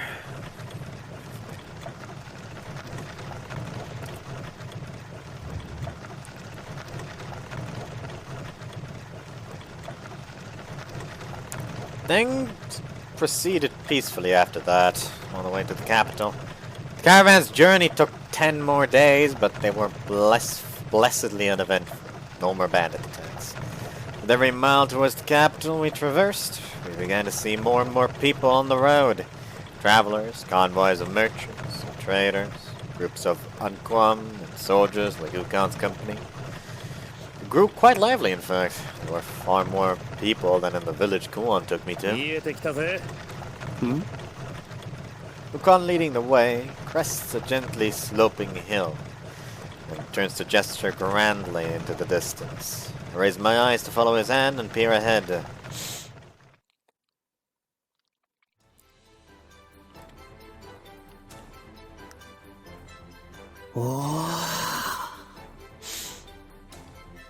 Bossing say looking ass. Below us spreads a city so vast it handily puts the village to shame. Rows upon rows of buildings. あれが帝都目的地さ。まさかあんなに。どうだい姉ちゃんとこと比べて。そうだね。うん、まあまあかな。まあまあ。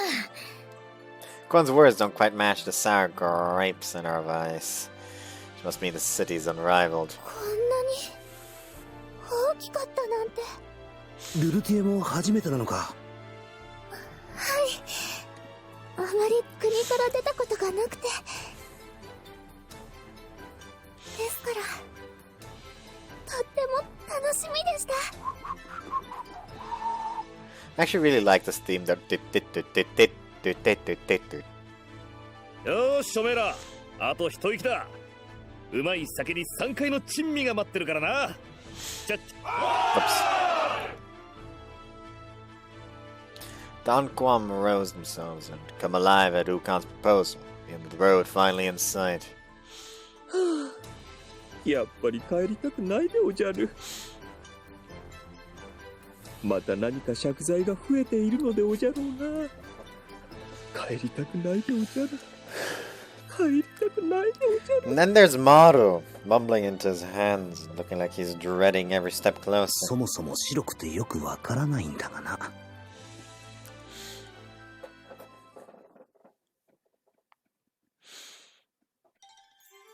うわあ、でかい。 Dwarfed by the shadow of the capital's outer walls, I can't help but let out an exclamation. The front gates are a splendid opulent affair, towering its eyes, the thick walls flanking them. They have a faint luster to them, as though they've been polished to shine. それにしても見事なもんだね。こりゃ。 The decorations and embellishments are tastefully done, not just gauze splotches of gold and silver. 薄っぺらな飾りではない。重みを感じるというか。うん。こりゃすごい。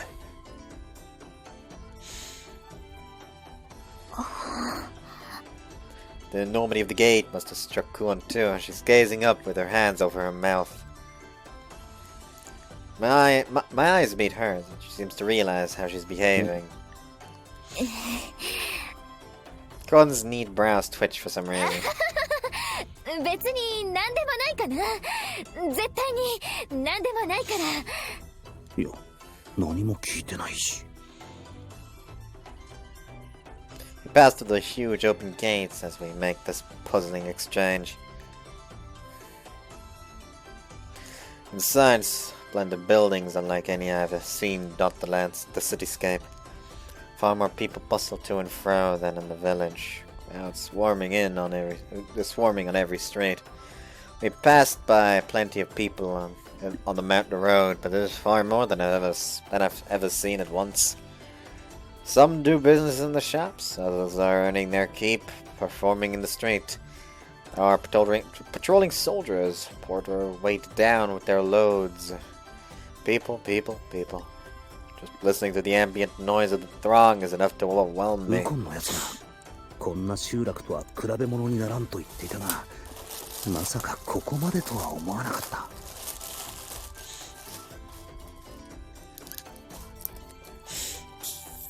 確かにこりゃすごいな。建物もすごいが、人混みもすごい。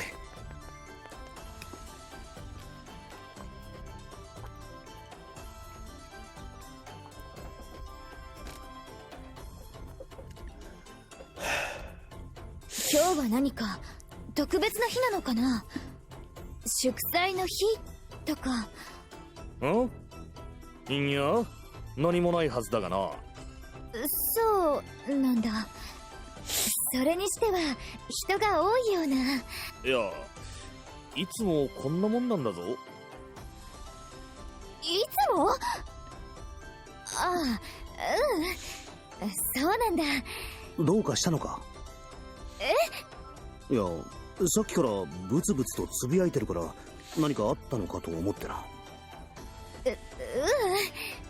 別に何も。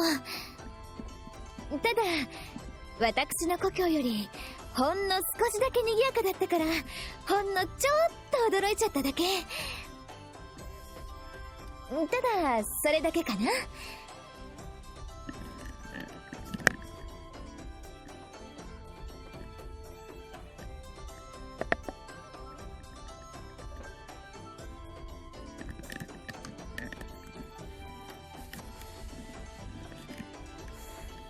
ああ、なるほど。にこやかな笑みを浮かべながらも眉をさらに引きつかせてる理由がなんとなくはにしてもやけに悔しそうだな。おそらくクオンの故郷より、いや、やめとくか。さて、俺たちはこのままこいつを大々里まで届けに行くんだが、姉ちゃんたちはどうする？そうだね。まずは寝床の確保かな。都の見物がてらに旗小屋を探すつもり。そうかい。そういうことならいいとこ知ってるぜ。よければそこを紹介するがどうだい？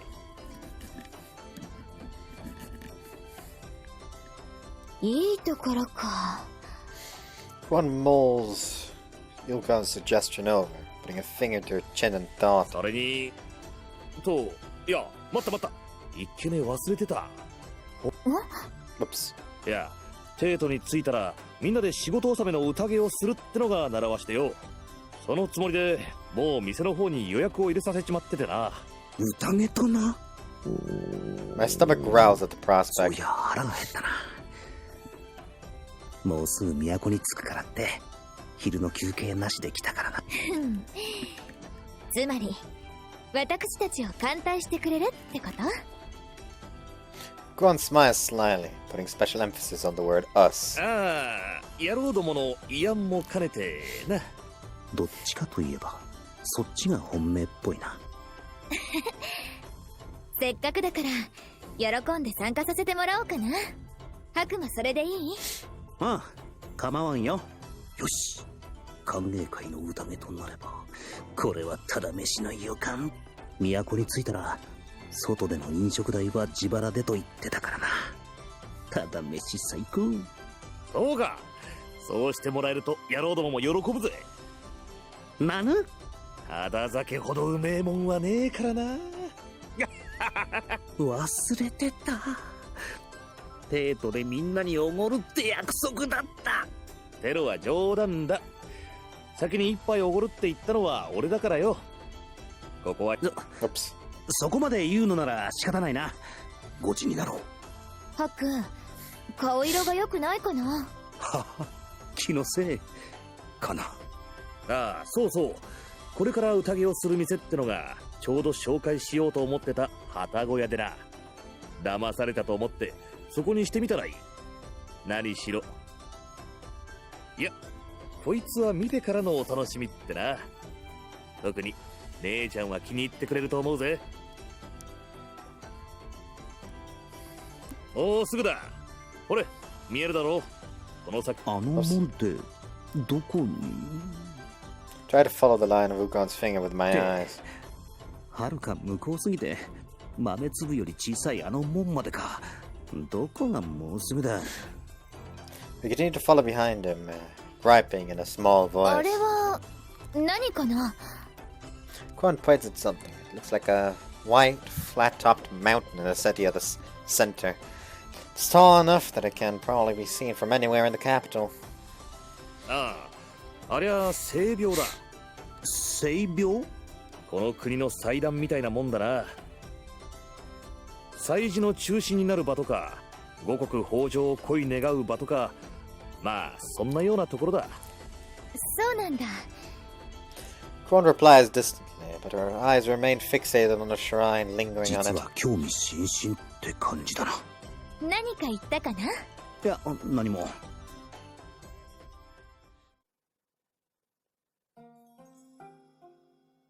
This place looks important. It's probably some kind of governmental or administrative center. Walls and a gate separated from the rest of the city, and guards stand vigilant watch over it. 新年立て祭りとかここに毎年大であります。It the dull roar of the crowd more distant. Now I can pick up a quiet murmuring voice behind me. 九十里を王翦が娘ルルディエ、王路の名代正常の宮のことほぎ、いやさかなることを願いまして、名産の品など慎んで奉りたく、ここに参った次第であります。ああ、なるほど。献上品を届ける際の口上の練習か。Lutia continues to recite her lines to herself, muttering under breath. Gatekeeper flags us down as we approach. ここに何用か。目的と名を名乗られ。どうするんだ。Glance over at Dukan, lost, who, in turn, well, like everyone, looks at Lutia expectantly. No doubt feeling the eyes of the group on her, Lutia walks forward stiffly. 私は九十里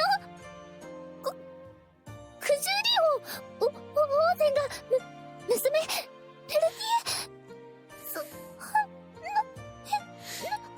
Her voice gradually becomes smaller and smaller as she speaks, her eyes fixated on her feet.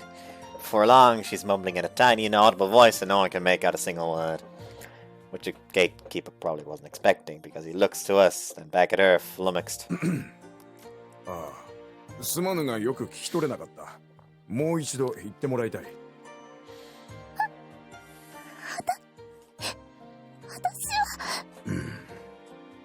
Calling her out may have been the wrong thing to do. She shrinks away and pulls into なん herself. か手間取ってるみたいだな。腹減ってんだが、まだ終わらないのか。このままだと、まだ時間がかかりそうだな。仕方ない。とっとと終わらせるか。我らは九十里王王翦様の使い。このお方は九十里が姫巫女ルルティエ様である。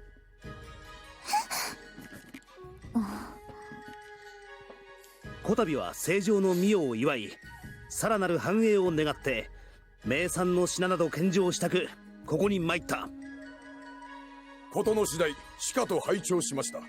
王翦王の名代とはつゆ知らず、数々の無礼の段、どうかお許しを。では見印を改めさせていただきます。ルルティエ様。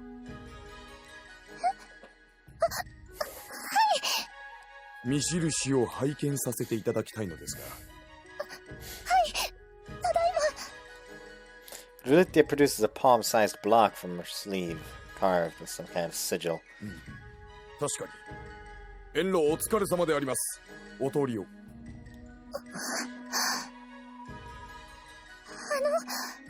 りがとうございました。ありがとうって何がだ。はて、何か礼を言われるようなことしたか。さっ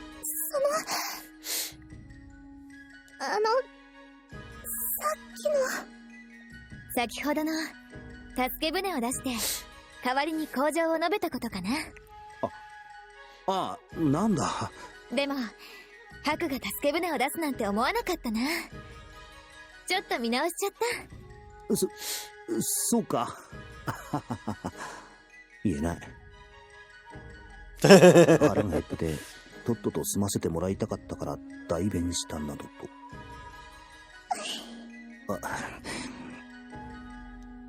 Lutia slyly bows in そ front ん of な me. 純粋にありがとうございますな瞳をこっちに向けないでくれ。Lutia looks at me with warm gratitude, and Kuon smiles at us both. よく考えてみたら、こっちが何もしなくてもクオンが助け舟を出すつもりだったんだろうな。もしかして余計なことをしたのか。 Whoops, that's not what I wanted to do.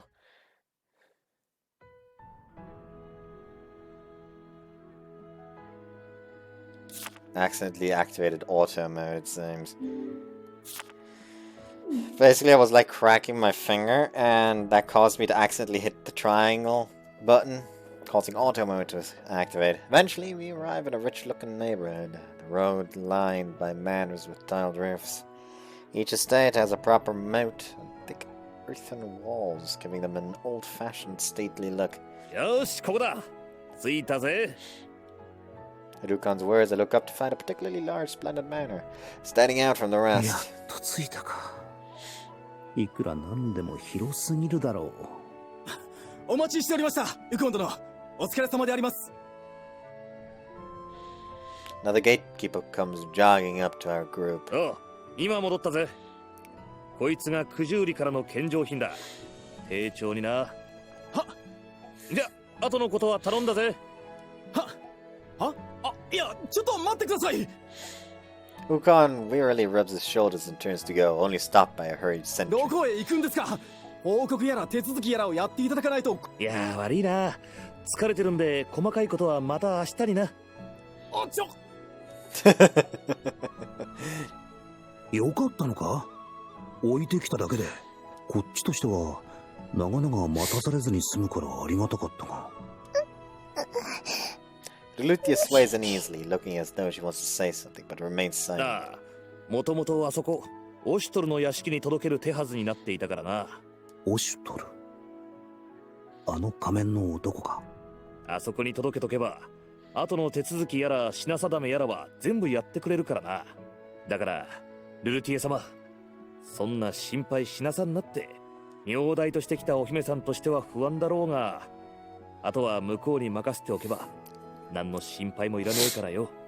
はい。てなわけだ。さーて、宴。 Ukon leads the way, and we all follow along eagerly. そういえばあの二人どこへ行った？大代理の門まではいたと思うんだが。As is their wont, it seems that mysterious duo has wandered off again without a word.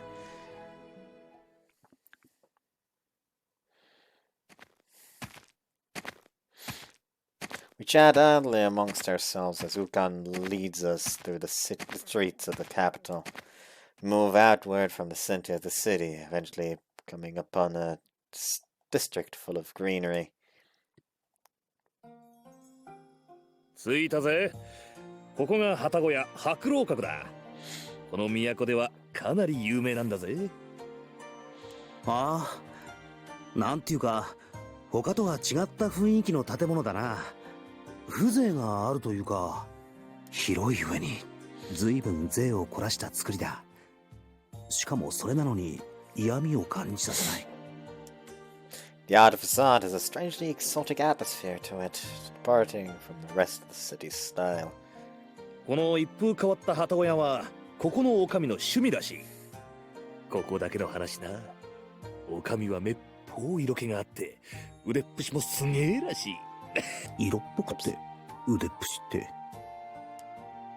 Hearing that, I glance over my shoulder. Gon seems like she hasn't been listening, looking around at the exotic 腕 building. っぷしだけは申し分ないな。 What do you mean she's also dropped that gorgeous? Do you want me to fucking beat your fucking skull in? おい、みんなが待ちくたびれてんだ。もう行くぜ。よ、そこの女越さん。うちの連中はもう集まってるかい？はい。お連れの方ならロギクのまでもう始めておりますが。I'm pretty sure that's Wild Chrysanthemum is like a soundtrack from Noratoto. Why am I saying that? Because Noratoto is currently in the background. It's Patricia hugging Nora. Actually, Steam is still on the way. Yep, it's Patricia hugging Nora. That was a chance that it was also kissing Nora, but you know, fucking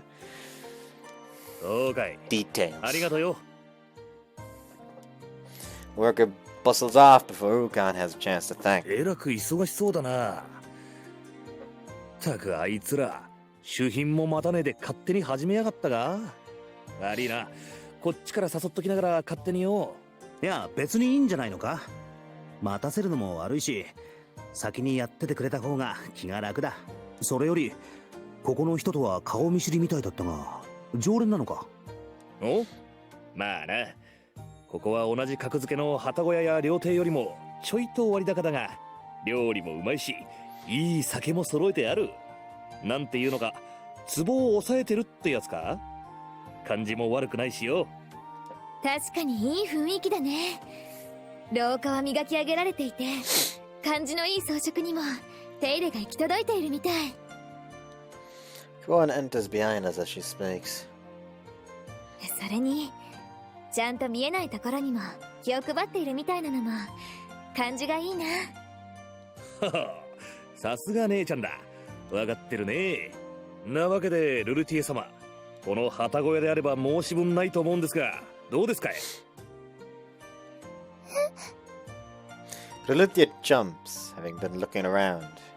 Ukon's question, catching her by surprise. ここですか？気に入らなければ別のとこに案内しやすが、どうです？いえ、気に入らないとかは。不満そうって感じじゃないな。どちらかというと不安。こんな素敵なところ。ルルティエ様んとこの城に比べたら大したことねえかもしれやせんが。そんなこと。あそこは素敵とは違うと。もしかしてこういうところは初めて？はい。あまりお城から出たことありませんでしたから。そっか。At Lulutia's words, Kuon smiles kindly. そういえばここって同じ格付けのとこと比べて少々割高って言ってたけど。そうだな。階によって違ってくるが、まあ安い部屋で同じ格付けの旗小屋の5から8割増しってとこか。そうなんだ。どうやらルルティエのために宿をここに決めようかと思ったが、値段を聞いて躊躇したっぽい。何か言った？いや何も。まあここが割高なのも訳があってだな。そうだな。もう始めちまってるんなら急いで行く必要もないか。よっしゃ、ついてきな。いいもん見せてやるぜ。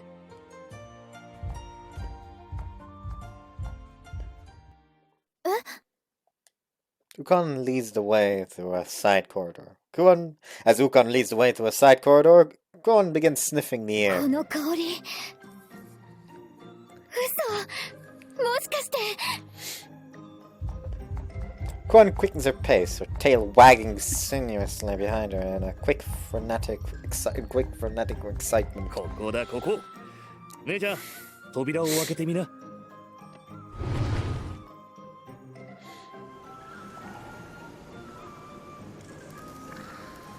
Kuon, in high spirits, throws the door open with great force. Steam billows into the hall from within. はあ、こりゃ大したもんだ。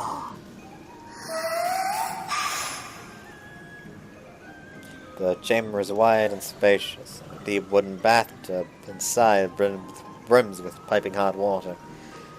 Billowing steam and the scent of rich wood wafts outward from the luxurious bathroom. 落ち着くな。いい香りだ。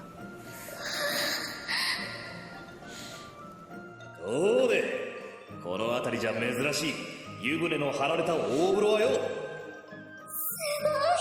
こんなお風呂初めて見ました。だろう。このかけ流しで湯が溢れ出る贅沢な湯船なんてのはよその旗小屋じゃお目にかかれねえだろうな。天井人の屋敷にだってこんなでかい湯船はねえくれなんだぜ。風呂好きの姉ちゃんなら多少割高でも喜んでここにすると思ったんだがな。まあそれはいいとして、どうでパーッとやる前にここで旅の汗を流して。で聞いてんのかい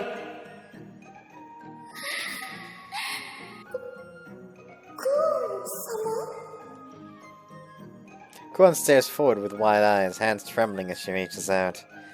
She looks for all the world like a starving wanderer in the desert, finally coming upon an oasis. 薬物を扱いすぎて禁断症状でも現れたか。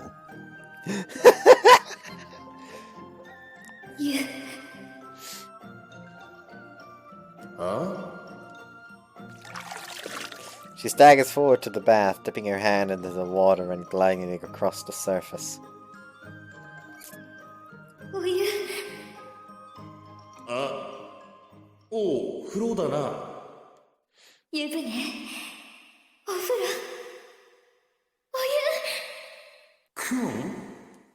Since Kuon's behavior is starting to worry me, I step forward into the room, trying to see her face.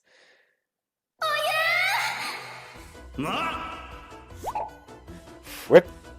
In an eye blink, Kuon slips out of her clothes so quickly they hang behind her in the air for a moment. She stands before everyone, how you say, in her birthday suit, au naturel, in the buff. From my vantage point, I can only see her backside. Well, the backside of her. There's not a stitch left. Then? Kuon vaults the side of the tub and leaps in bottom first. Her whole body breaks through the water and the resulting spray soaks everyone in the splash zone.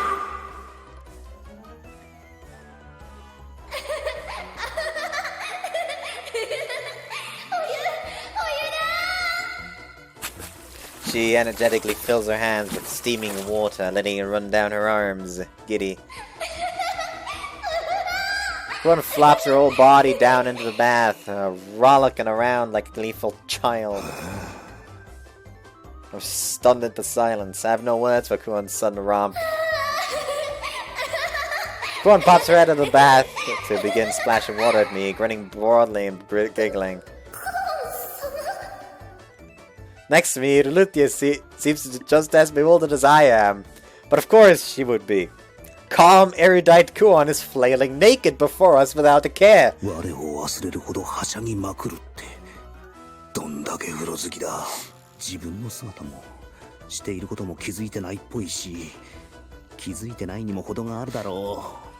Her chest, her legs, even what's directly between them, everything is just sort of in the open. Under typical circumstances, the sight of her nudity would be a pleasant one, but that she's shamelessly rollicking around like a little kid is off-putting, to say the least. Lutia quickly snaps back to reality, gathering up Kuon's clothes and approaching her.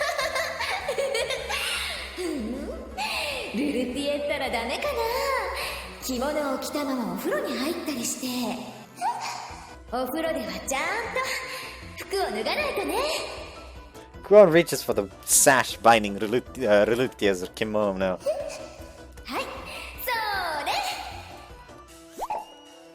Whip.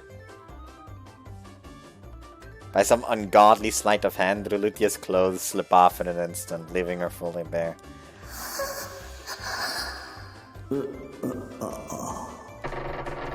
She slowly, agonizingly turns her head, and her eyes meet mine. Rutia gasps, going stiff.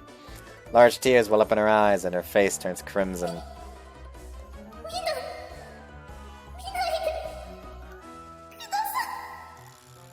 Though she says that, she makes no efforts to cover herself, just standing there and trembling. She can't even move, frozen stiff, still from the shock. Somehow I can't bring myself to look away as Rutia just stands there, stuck at Kuon's mercy.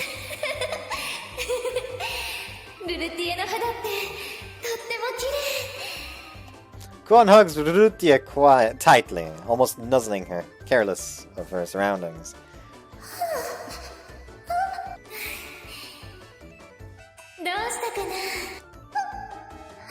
Rutia slowly slinks into the bath, still frozen stiff.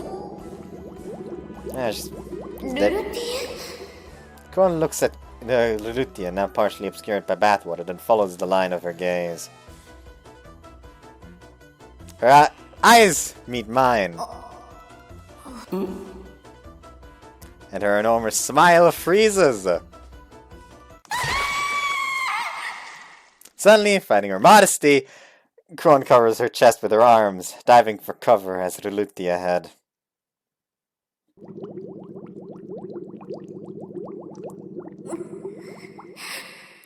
Kuon raises her eyes above the surface of the water, glaring daggers at me. Huh?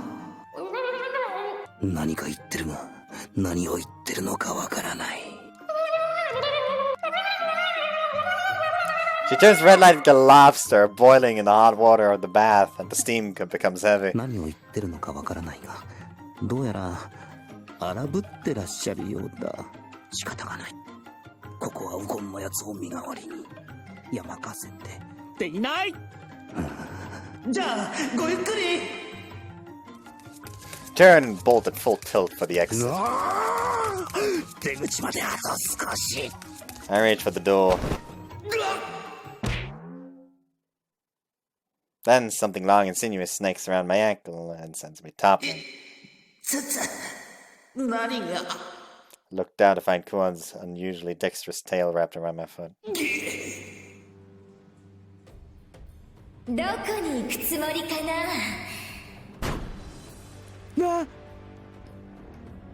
A hole the size of a fingertip suddenly tears through the wall beside my head. 乙女の柔肌を見ておいて逃げようとするのはどうかと思うな。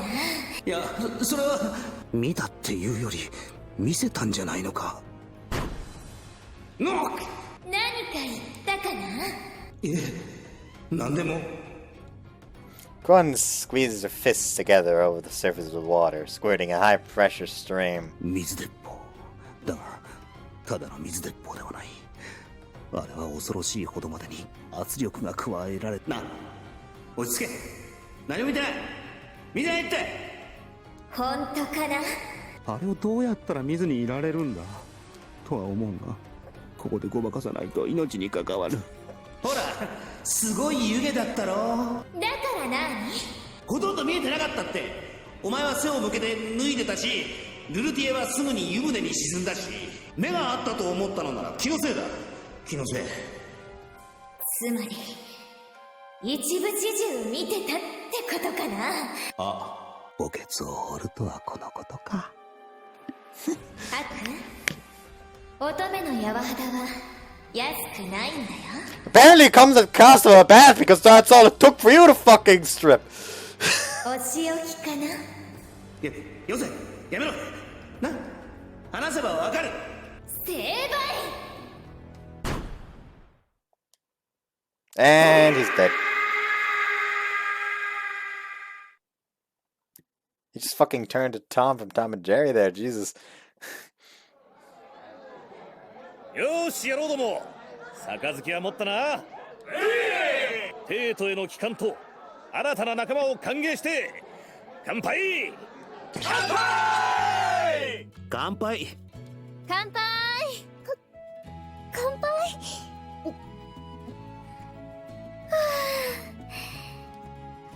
At Ukon's toast, Kuon drains a cup in one go. どうぞ。あっと。お風呂上がりにキンと冷えたお酒をギュッと。格別だね。 Kuon drains her cup as quickly as it filled, seemingly in a good mood. Ostensibly the only incident, the bath seems to have been forgotten しか entirely. し、言葉遣いや仕草は上品なんだが、妙に親父臭いような。ま、何にせよ機嫌が治ってよかった。ルルティエは My eyes meet the Lulutia's. Her face quickly turns red and she averts her eyes. こっちの機嫌はそうは簡単に治らないか。なんであんちゃん、杯が乾いてるじゃねえか。 With bottle in hand and face already reddening, Ukon sits down beside us. His men chatter. それ、もう一度乾杯だ。素晴らしき仲間に乾杯。主賓を見捨てて逃げた上に放置して先に始めていた仲間に乾杯。うめえ。 Like, and to the allies who touched the guests of honor inside the festivities without them. Fuck you is what I'm trying to say. 主賓を見捨てて逃げた。無視すんな。おかげで。Oops. いいじゃねえか。あんな眼福に預かれたんだ。その程度安いもんだぜ。 Ukon raises his cup in good humor. 確かにその通りだが釈然としない。しかし不思議と腹が立たないのはこの男の奇妙な人徳かね。はあ、うまい。俺遅れてきたんだ。駆けつけ3杯だぜ。仲間なあ。ほら、返杯だ。よっ。ほんと、一仕事終わった後の酒はうめえな。考えてみれば、かれこれ10日以上この連中と共に旅をしてきたのか。命に関わる危険な目にあったことも一度や二度じゃない。出会った頃はまさかこんなことになるとは夢にも思わなかったが、そうだな、悪くないかもな。はい、白の分ね。Quan places an enormous stuffed Amamuni to me. Passes an enormous stuffed Amamuni to me. Joyfully, she tucks into another from a stack waiting on her plate.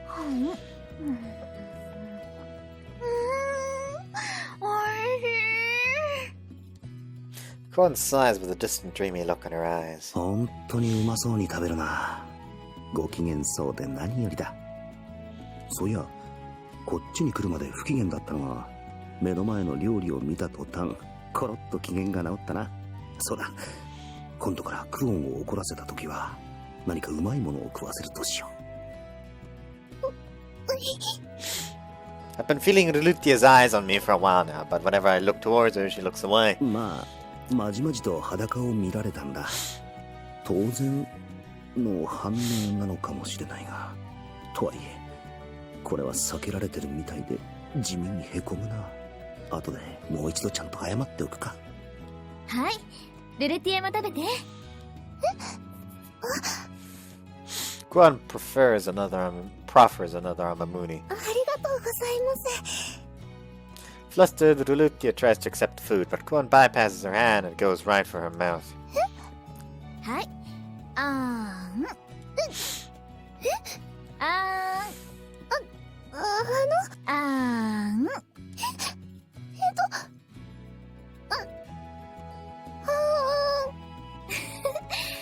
おいしい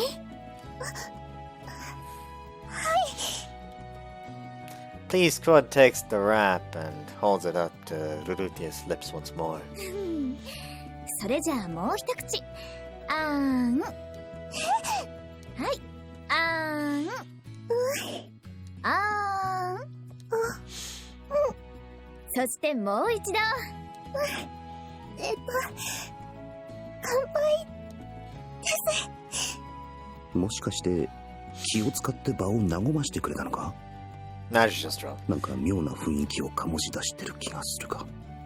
俺、あんちゃんも杯が開いてんぜ。ああ。白殿、マロとも酒を酌み交わしてほしいでおじゃるよ。 Please leave, Maroro. Maroro's white face suddenly materializes from the crowd, poking into my field of vision. なんだ、いたのか。いないでおじゃる。いたでおじゃるよ。完全に出来上がってるな。おお、そうだな。マロロ、あんちゃんの杯に注いでやってくれ。任せるでおじゃるよ。ささ、遠慮せずに飲むでおじゃ。お The reception room door slams open with great force, cutting him off. The interruption to chatter and merrymaking quiets, then goes silent. Everyone turns to look at the open door. Oh no! It's an annoying character! I really don't like her. She's really annoying.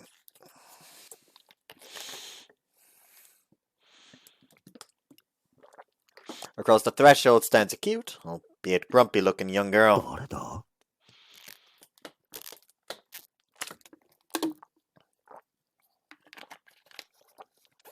Just as I begin to wonder... よ、待ってました。ねっこねっちゃん。 Adoring cheers, well, more like adoring drunken shouts, go up among the men. Girl, apparently called Nekone, flinches at that, but recovers quickly, crossing the room to me. 何をしてるですか。は？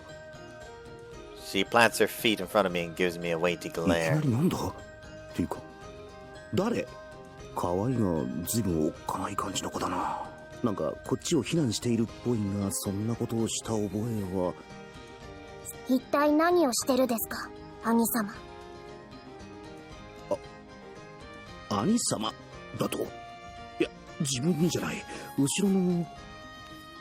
おお、猫ね、いいとこに来たな。どうで、おめえも一緒に。ウコンの妹？これがHe's alcohol. I don't quite realize I said that out loud until Nikon is staring at me. なんか変か？いや、変も何も。As they stand face to face with each other, I mentally compare the two. A cute petite girl and a bearded boisterous man. 兄弟というよりどちらかといえば親子。Nikona's grumpy expression grows even grumpier as once again I fail to keep my observations in my head. どうした猫ね、な不機嫌そうな顔してっと男が寄りつかなくなるぜ。余計なお世話なのです。それに男の人なんてどうでもいいのです。いや、そろそろ年頃なんだし、いつまでも兄ちゃん子ってのもな。そんなことより、こんなとこで何してるですか。しばらくぶりに帝都に帰ってきたというのに、報告も引き継ぎもなく、家にも帰らず、こんなところで飲んだくれて、一体どういうことです。なあ、そのあたりならちゃんと他のやつに頼んどいたから問題なしだ。頼んだだけでなく、ちゃんと本人がいてくれないと困るのです。なあ、そう言うなって。それよりも今はみんなをねぎらって新しい仲間を歓迎することの方が大事なんだからよ。そうだ、いい機会だから紹介するぜ。こいつは俺の妹の猫ねだ。Ukon turns towards me, introducing Nikona with a jab of his thumb in her direction. 俺にはもったいねえくらい出来のいい妹でな。ちょいと融通が利かねえのがたまに傷だが、よろしくしてやってくれ。はじめましてです。The girl bows uncomfortably, seemingly only just now realizing I was party to their conversation. で、この発酵そうなあんちゃんがハク、そっちのべっぴんな姉ちゃんがクオンで、可愛いジョーちゃんがルルティエ様だ。よろしく頼む。テン、発酵層は余計だ。私はクオン、よろしくお願いかな。ルルティエです。よろしくお願いします。ではなく、話をそらさないでほしいのです。まあまあまあ、猫ねどの。A drunken murderer sticks his face into the 今 conversation. はせっかくの祝いの席でおじゃるよ。もっと笑ってほしいでおじゃる。学士様になった途端、私にご高説ですか。随分と偉くなったものなのです。Nikona gives the murderer a flat, unamused look, as though regarding a dead insect in her food. いや、そんなつもりでは。Murderer trails off, then returns to the corner of the room, holding his knees and dissolving into sobs.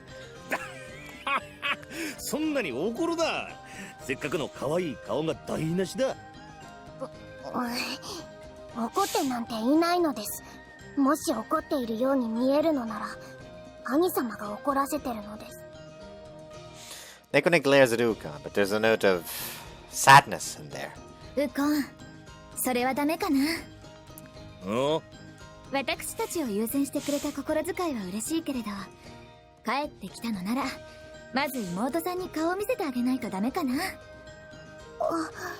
もしかしてウコンに構ってもらえなくて拗ねているのか。兄が留守にしていて寂しかった。なのに兄は帰ってきたら自分をほっといてどんちゃんさんだから、こうして感触を起こしているってとこか。かわいそうにこんな不安そうにさせちゃって。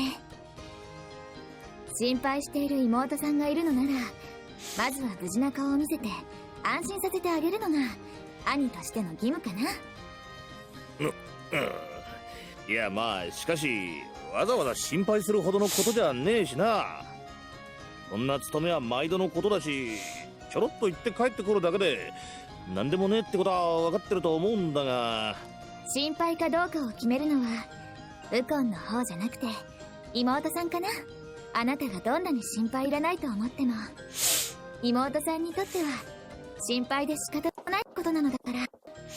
そんなもんかね。そんなものだよ。兄であるのならその気持ちを察してあげないとね。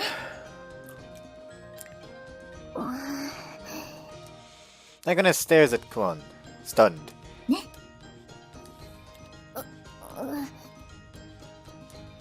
Noticing Nekone's eyes on her, Kwon smiles sweetly. Nekone's face instantly reddens.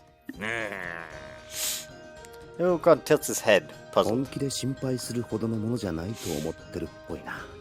何度も死にそうな目に遭ってるこっちからしたら、なんでそこで首をかしげるって言いたいんだが。っていうか、妹が怒ってる理由に気づいてないのか。顔に似合わず細かな気配りができるやつだが、身内の心情には疎いのかもしれないな。だとするとちとあの子がかわいそうな気がするな。よし、ここは少し助け舟を出してやるか。いや、ウコン、つまりその子はお前に構ってもらえなくて寂しいんだ。寂しいからそれに気づいてほしくて、すねてだだこねて気を引こうとしてるんだよ。そのくらい気づいてやれ。 That's a bit too straight.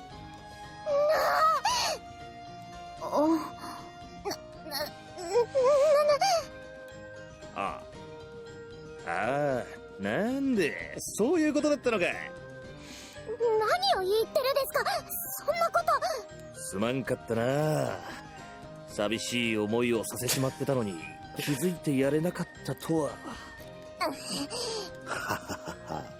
真っ赤になって照れおってからに礼ならいらんぞ。いいことをすると気分がいいもんだな。よっと。相変わらず軽いな。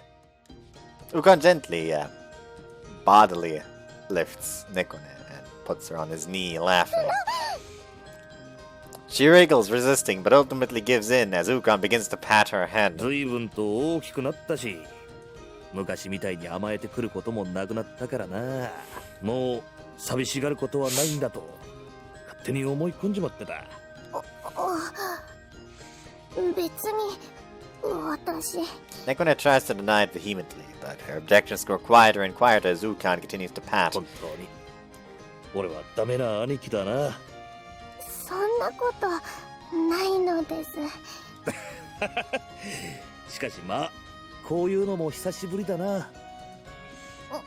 兄様、お酒臭いのです。Nekone turns away from Ukon, but remains on his lap, unwilling to move. 悪い悪い。兄様、おお帰りなさい。お、ただいまだ。Everyone around the two siblings shares a smile, seeing how close they are. お前が大きくなってすっかり安心しちまってたな。よく考えてみりゃ、ちょいと前まで一緒に風呂に入るってだらこねてたんだよな。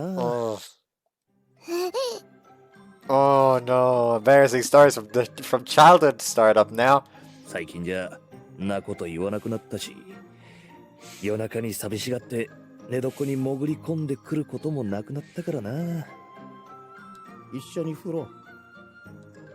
Someone muttered. 寝床潜り込んでくるのか。Ukon's men muttered to themselves. 川屋に行けなくて起こされることもなくなったな。ねえ、小便する癖もすっかり治って。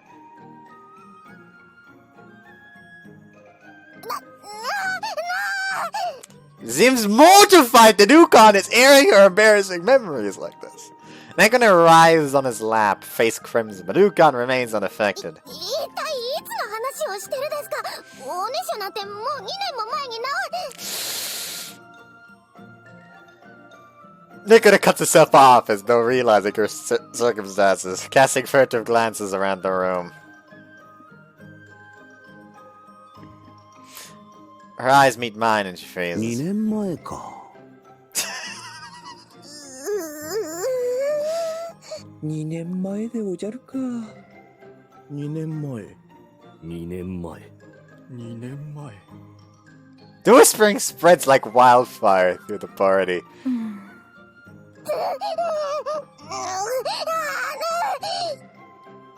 Nekune begins to wriggle again.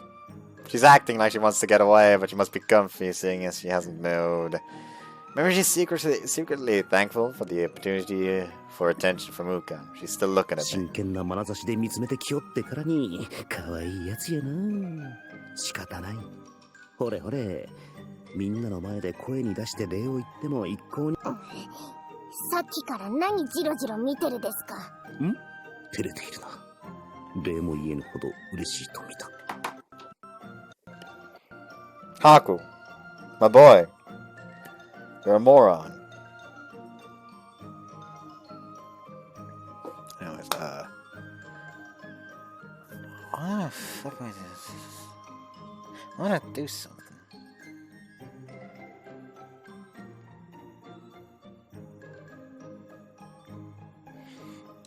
Oi, oi. 兄ちゃんの仲間にそんな言い方はねえだろ。With another pat on the head from Ukan, Nekune settles down. 本当に可愛い妹さんだね。おうよ。自慢の妹だからな。そっか。改めて初めまして。猫ねさんだね。猫ねと呼んでもいいかな。はい。はじめましてです。私はクオン。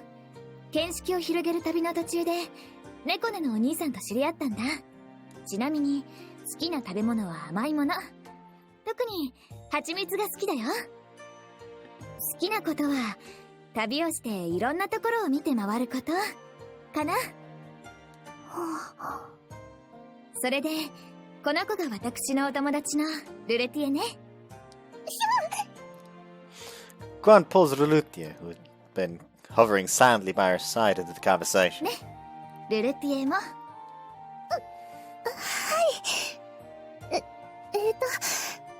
クジュリオがマッシ、ルレティエと申します。好きな食べ物はゆべしで、好きなことはお料理とか裁縫とか。クジュリオ？なあ、その方は発注長である九十里王、王禅様の娘さんだ。失礼いたしましたです。姫様であらせられましたですか。Nekune straightens herself on Ukan's lap, bowing respectfully. いえ、その。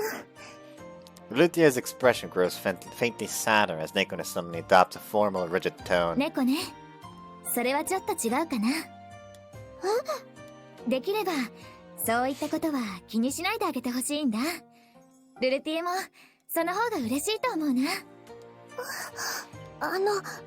もしかしてクオン様もどちらかの名のある家の方です。私がそんな感じに見えた？蜂蜜が好物と言ってましたです。高価でおいそれと食べられるものではないですし。それに何と言いますか。まさか実家が商いをしていて少しだけ裕福だから、そういった珍しい食材も手に入れやすいんだ。そうなのですか。Nekune nods, but doesn't quite seem convinced. 猫姉様、どうかクオン様のおっしゃる通りルルティエでお願いします。わかりましたです。そうおっしゃるならよろしくお願いしますです。ルルティエさん。はい。Rulutia smiles happily. こちらこそよろしくお願いします。猫姉様。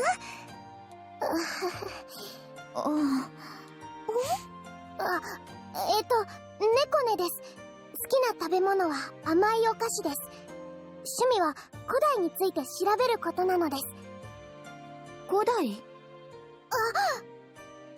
At Guan's reaction, Nekune shrinks as though she'd said something inappropriate. いえ、なんでもないのです。もしかして猫ねも？私の趣味って古代について調べることなんだ。特にオンビタイカヤンと言われる者たちのことの研究なんて心が躍るよね。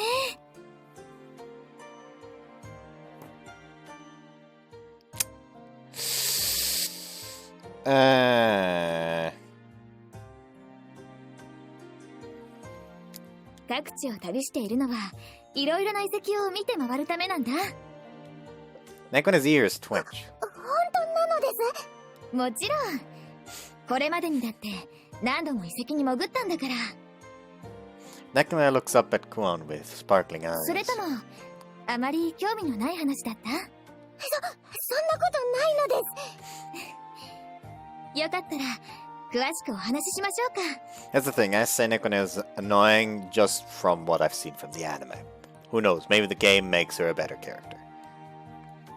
But just based on the anime, by fucking god, she's annoying.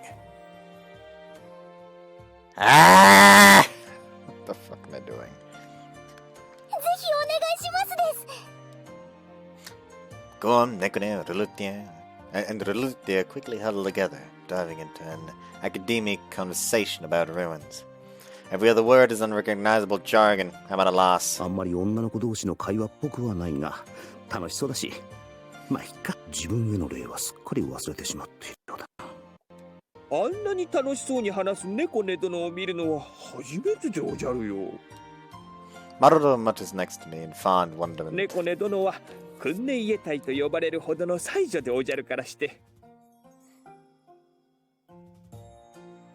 その際はあの年齢で最難関である天使に一度で合格し、哲学士の資格を手に入れたほどでおじゃるよ。電子？ああ、クオンが言ってた超難しい試験のことか。そんなに難しいのか、その電子っていうのは。それはもうでおじゃる。合格者が出るのはせいぜい数年に一度。そんな試験に猫ね殿は歴代最年少で受かったのでおじゃるよ。へえ、そりゃ大したもんだな。待てよ、そういえばマロロもそれに受かったとかなんとか言ってたよな。もちろんでおじゃる。苦労したでおじゃるが、やっとなんとか合格することができたでおじゃるよ。Maruto proudly sticks out his こいつ chest. が受かるくらいなんだし、あまり大したことないんじゃ。もっともマロはあくまで女学士。猫ね殿の哲学士と比べられたら胃が痛くなるくらいに切なくなってしまうでおじゃる。学士といってもピンからキリまであるらしい。それに本来ならあ、いや、なんでもないでおじゃる。とにかく猫ね殿は間違いなく本物の天才ということでおじゃる。なのでおじゃるが、それゆえに同年代の子供と馴染めなかったのでおじゃる。ああ、天才ゆえの孤独ってやつか。周りが猫ね殿の話題についていけないので、家で一人勉強に勤しんでたでおじゃるよ。だからあんなに子供らしい表情の猫ね殿を見るのは久しぶりでおじゃる。 Hearing that, it strikes me that Nekone's expression is one of girlish innocence. Or befitting a child playing with dolls or picking flowers than an erudite scholar. その年で田学となんて本当にすごいです。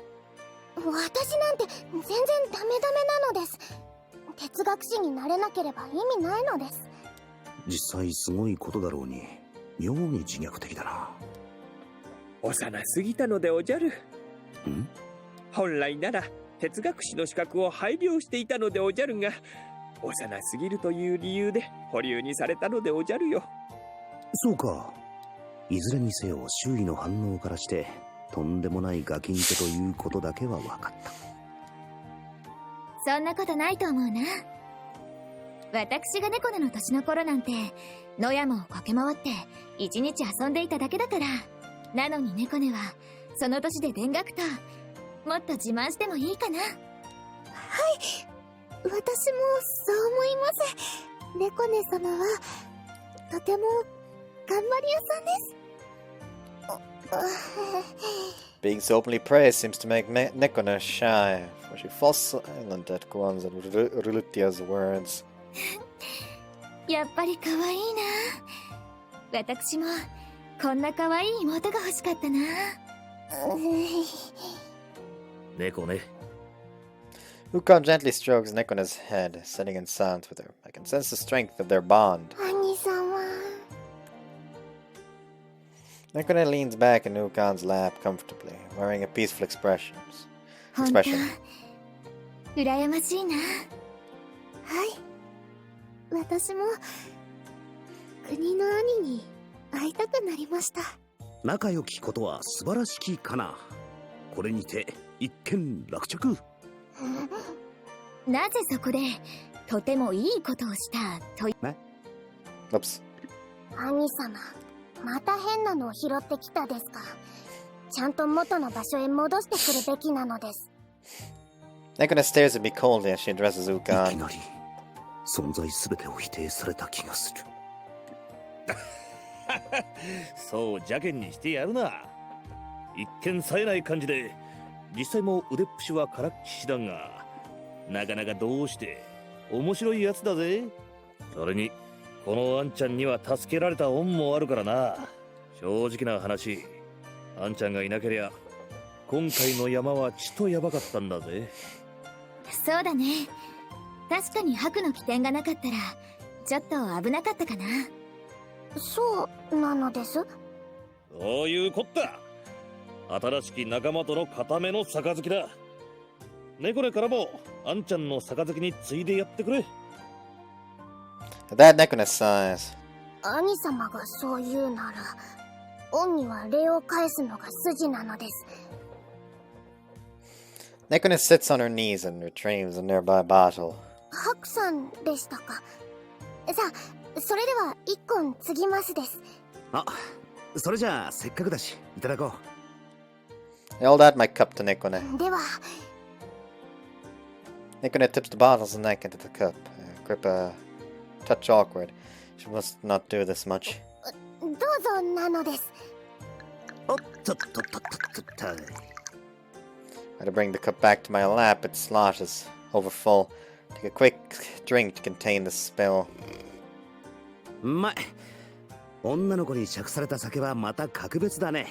しかしほんと、ウコンの妹とは思えんな。ウコンの妹にしては可愛すぎるっていうか、本当に血が繋がってるのか？当然よ。どうで、可愛く賢い自慢の妹だぜ。まあ少々不愛想なのがたまに傷だがな。何？そいつは愛嬌ってやつだろ。少しくらい欠点があった方が可愛げがあるってもんだ。Nekone's face heats up from red to crimson in the split instant. 何を言ってるですか。つまりだ、まだちびっこいんだし、おねしょが治ってなくても気にすんな。ツンと済ました才女よりおねしょをする才女、そっちの方が絶対親しみやすい。Don't mention that stuff. I mean, I guess he's drunk, so I can kind of forgive it.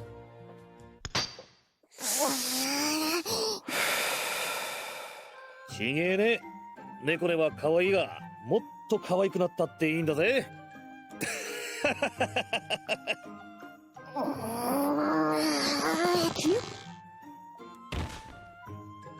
Before I can react, Nekone's hands wrap around my throat. Darkness envelops me almost immediately.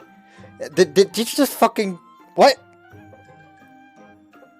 お、どうしたあんちゃん。兄様、ハクさんがこれを飲みすぎて倒れてしまったです。ああ、こんなところで寝たら風邪をひいてしまうのです。やれやれ、しょうがねえな。猫ね、毛布でもかけてやってくれ。はい、なのです。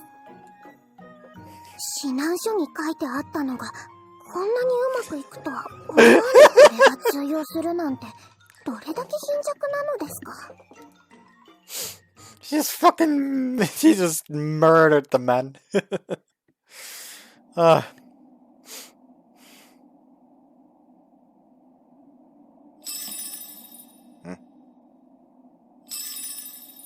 The pealing of bells echoes from a distance through a narrow, dim corridor.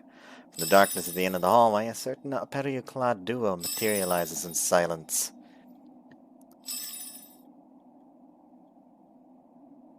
They wordlessly walk to the end of the corridor, stopping at a large door where a woman calls to them. 二人ともよく戻りましたね。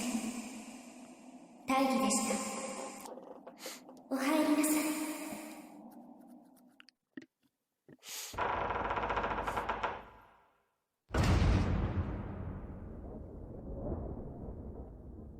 らへ。The robed duo stride forward and kneel before a solemn austere throne, bowing their heads. 見つけたという知らせに間違いありませんか？ The young woman beside the throne addresses them directly. The duo nods in silent reply. そうですか。では。そうか。見つけたか。はい。我が君。やっと。The woman smiles with sincere happiness, turning towards the throne and bowing deeply. A reedy, rasping voice continues to speak from the throne. 長かった。この時をどれだけ待ち望んだか。我が命尽き果てる前に現れるとは。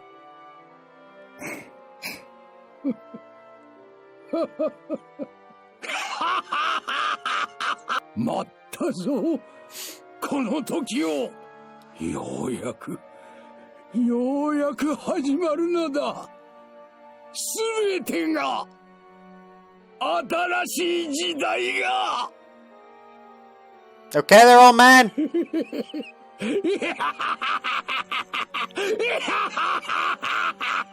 You're not choking your own fucking saliva.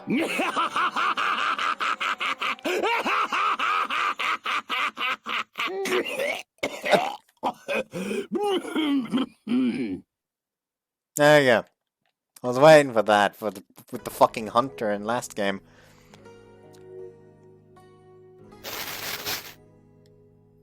Fuck. 誰かが呼んでいる。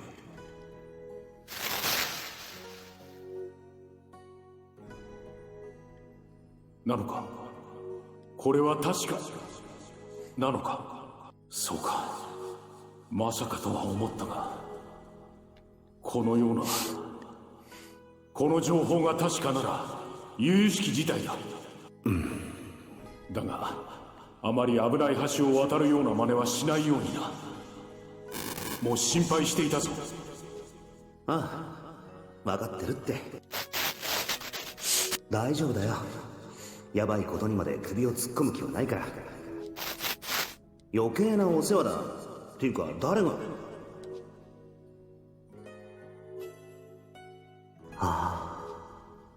なんだろうな。とても懐かしい気がする。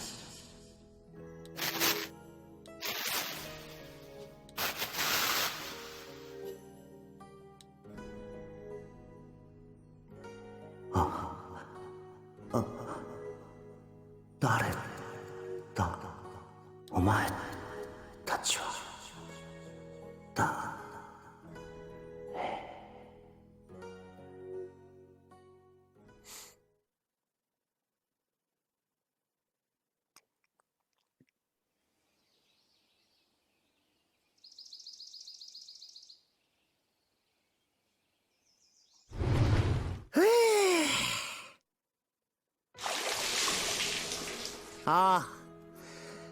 朝風呂最高。I left Maroru and the others still out cold in the banquet hall and came to the bathhouse. Feels like whatever alcohol's left in my body is just washing away. I can feel myself warming up. Guess I understand now why Kuon is so particular about her baths. そうや、宿をここに決めたのもこの風呂が気に入ったからだったな。それにしてもクオンの風呂への執念には恐れ入る。相場よりも高いと聞いて悩んでいるように見えたんだがな。この風呂を見た瞬間、宿を決める前にもう風呂に飛び込んでたからな。I recall Kuon becoming completely ecstatic and frolicking around in the buff. Then I shudder as I remember what transpired after that. 考えるのは予想。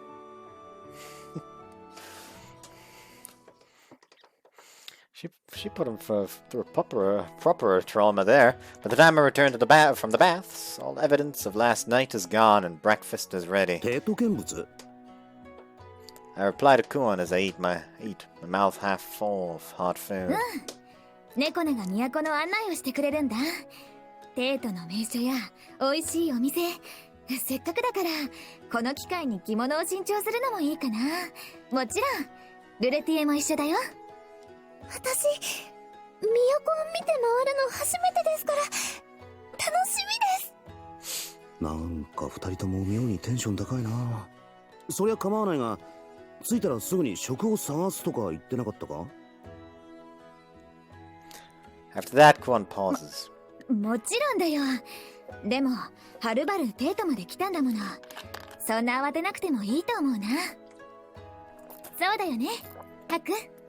こっちは一向に構わんが、一瞬の間が気になるが、気にしないでおくか。いや、これで働かずに済むとかは思っていないぞ。うん、思っていないとも。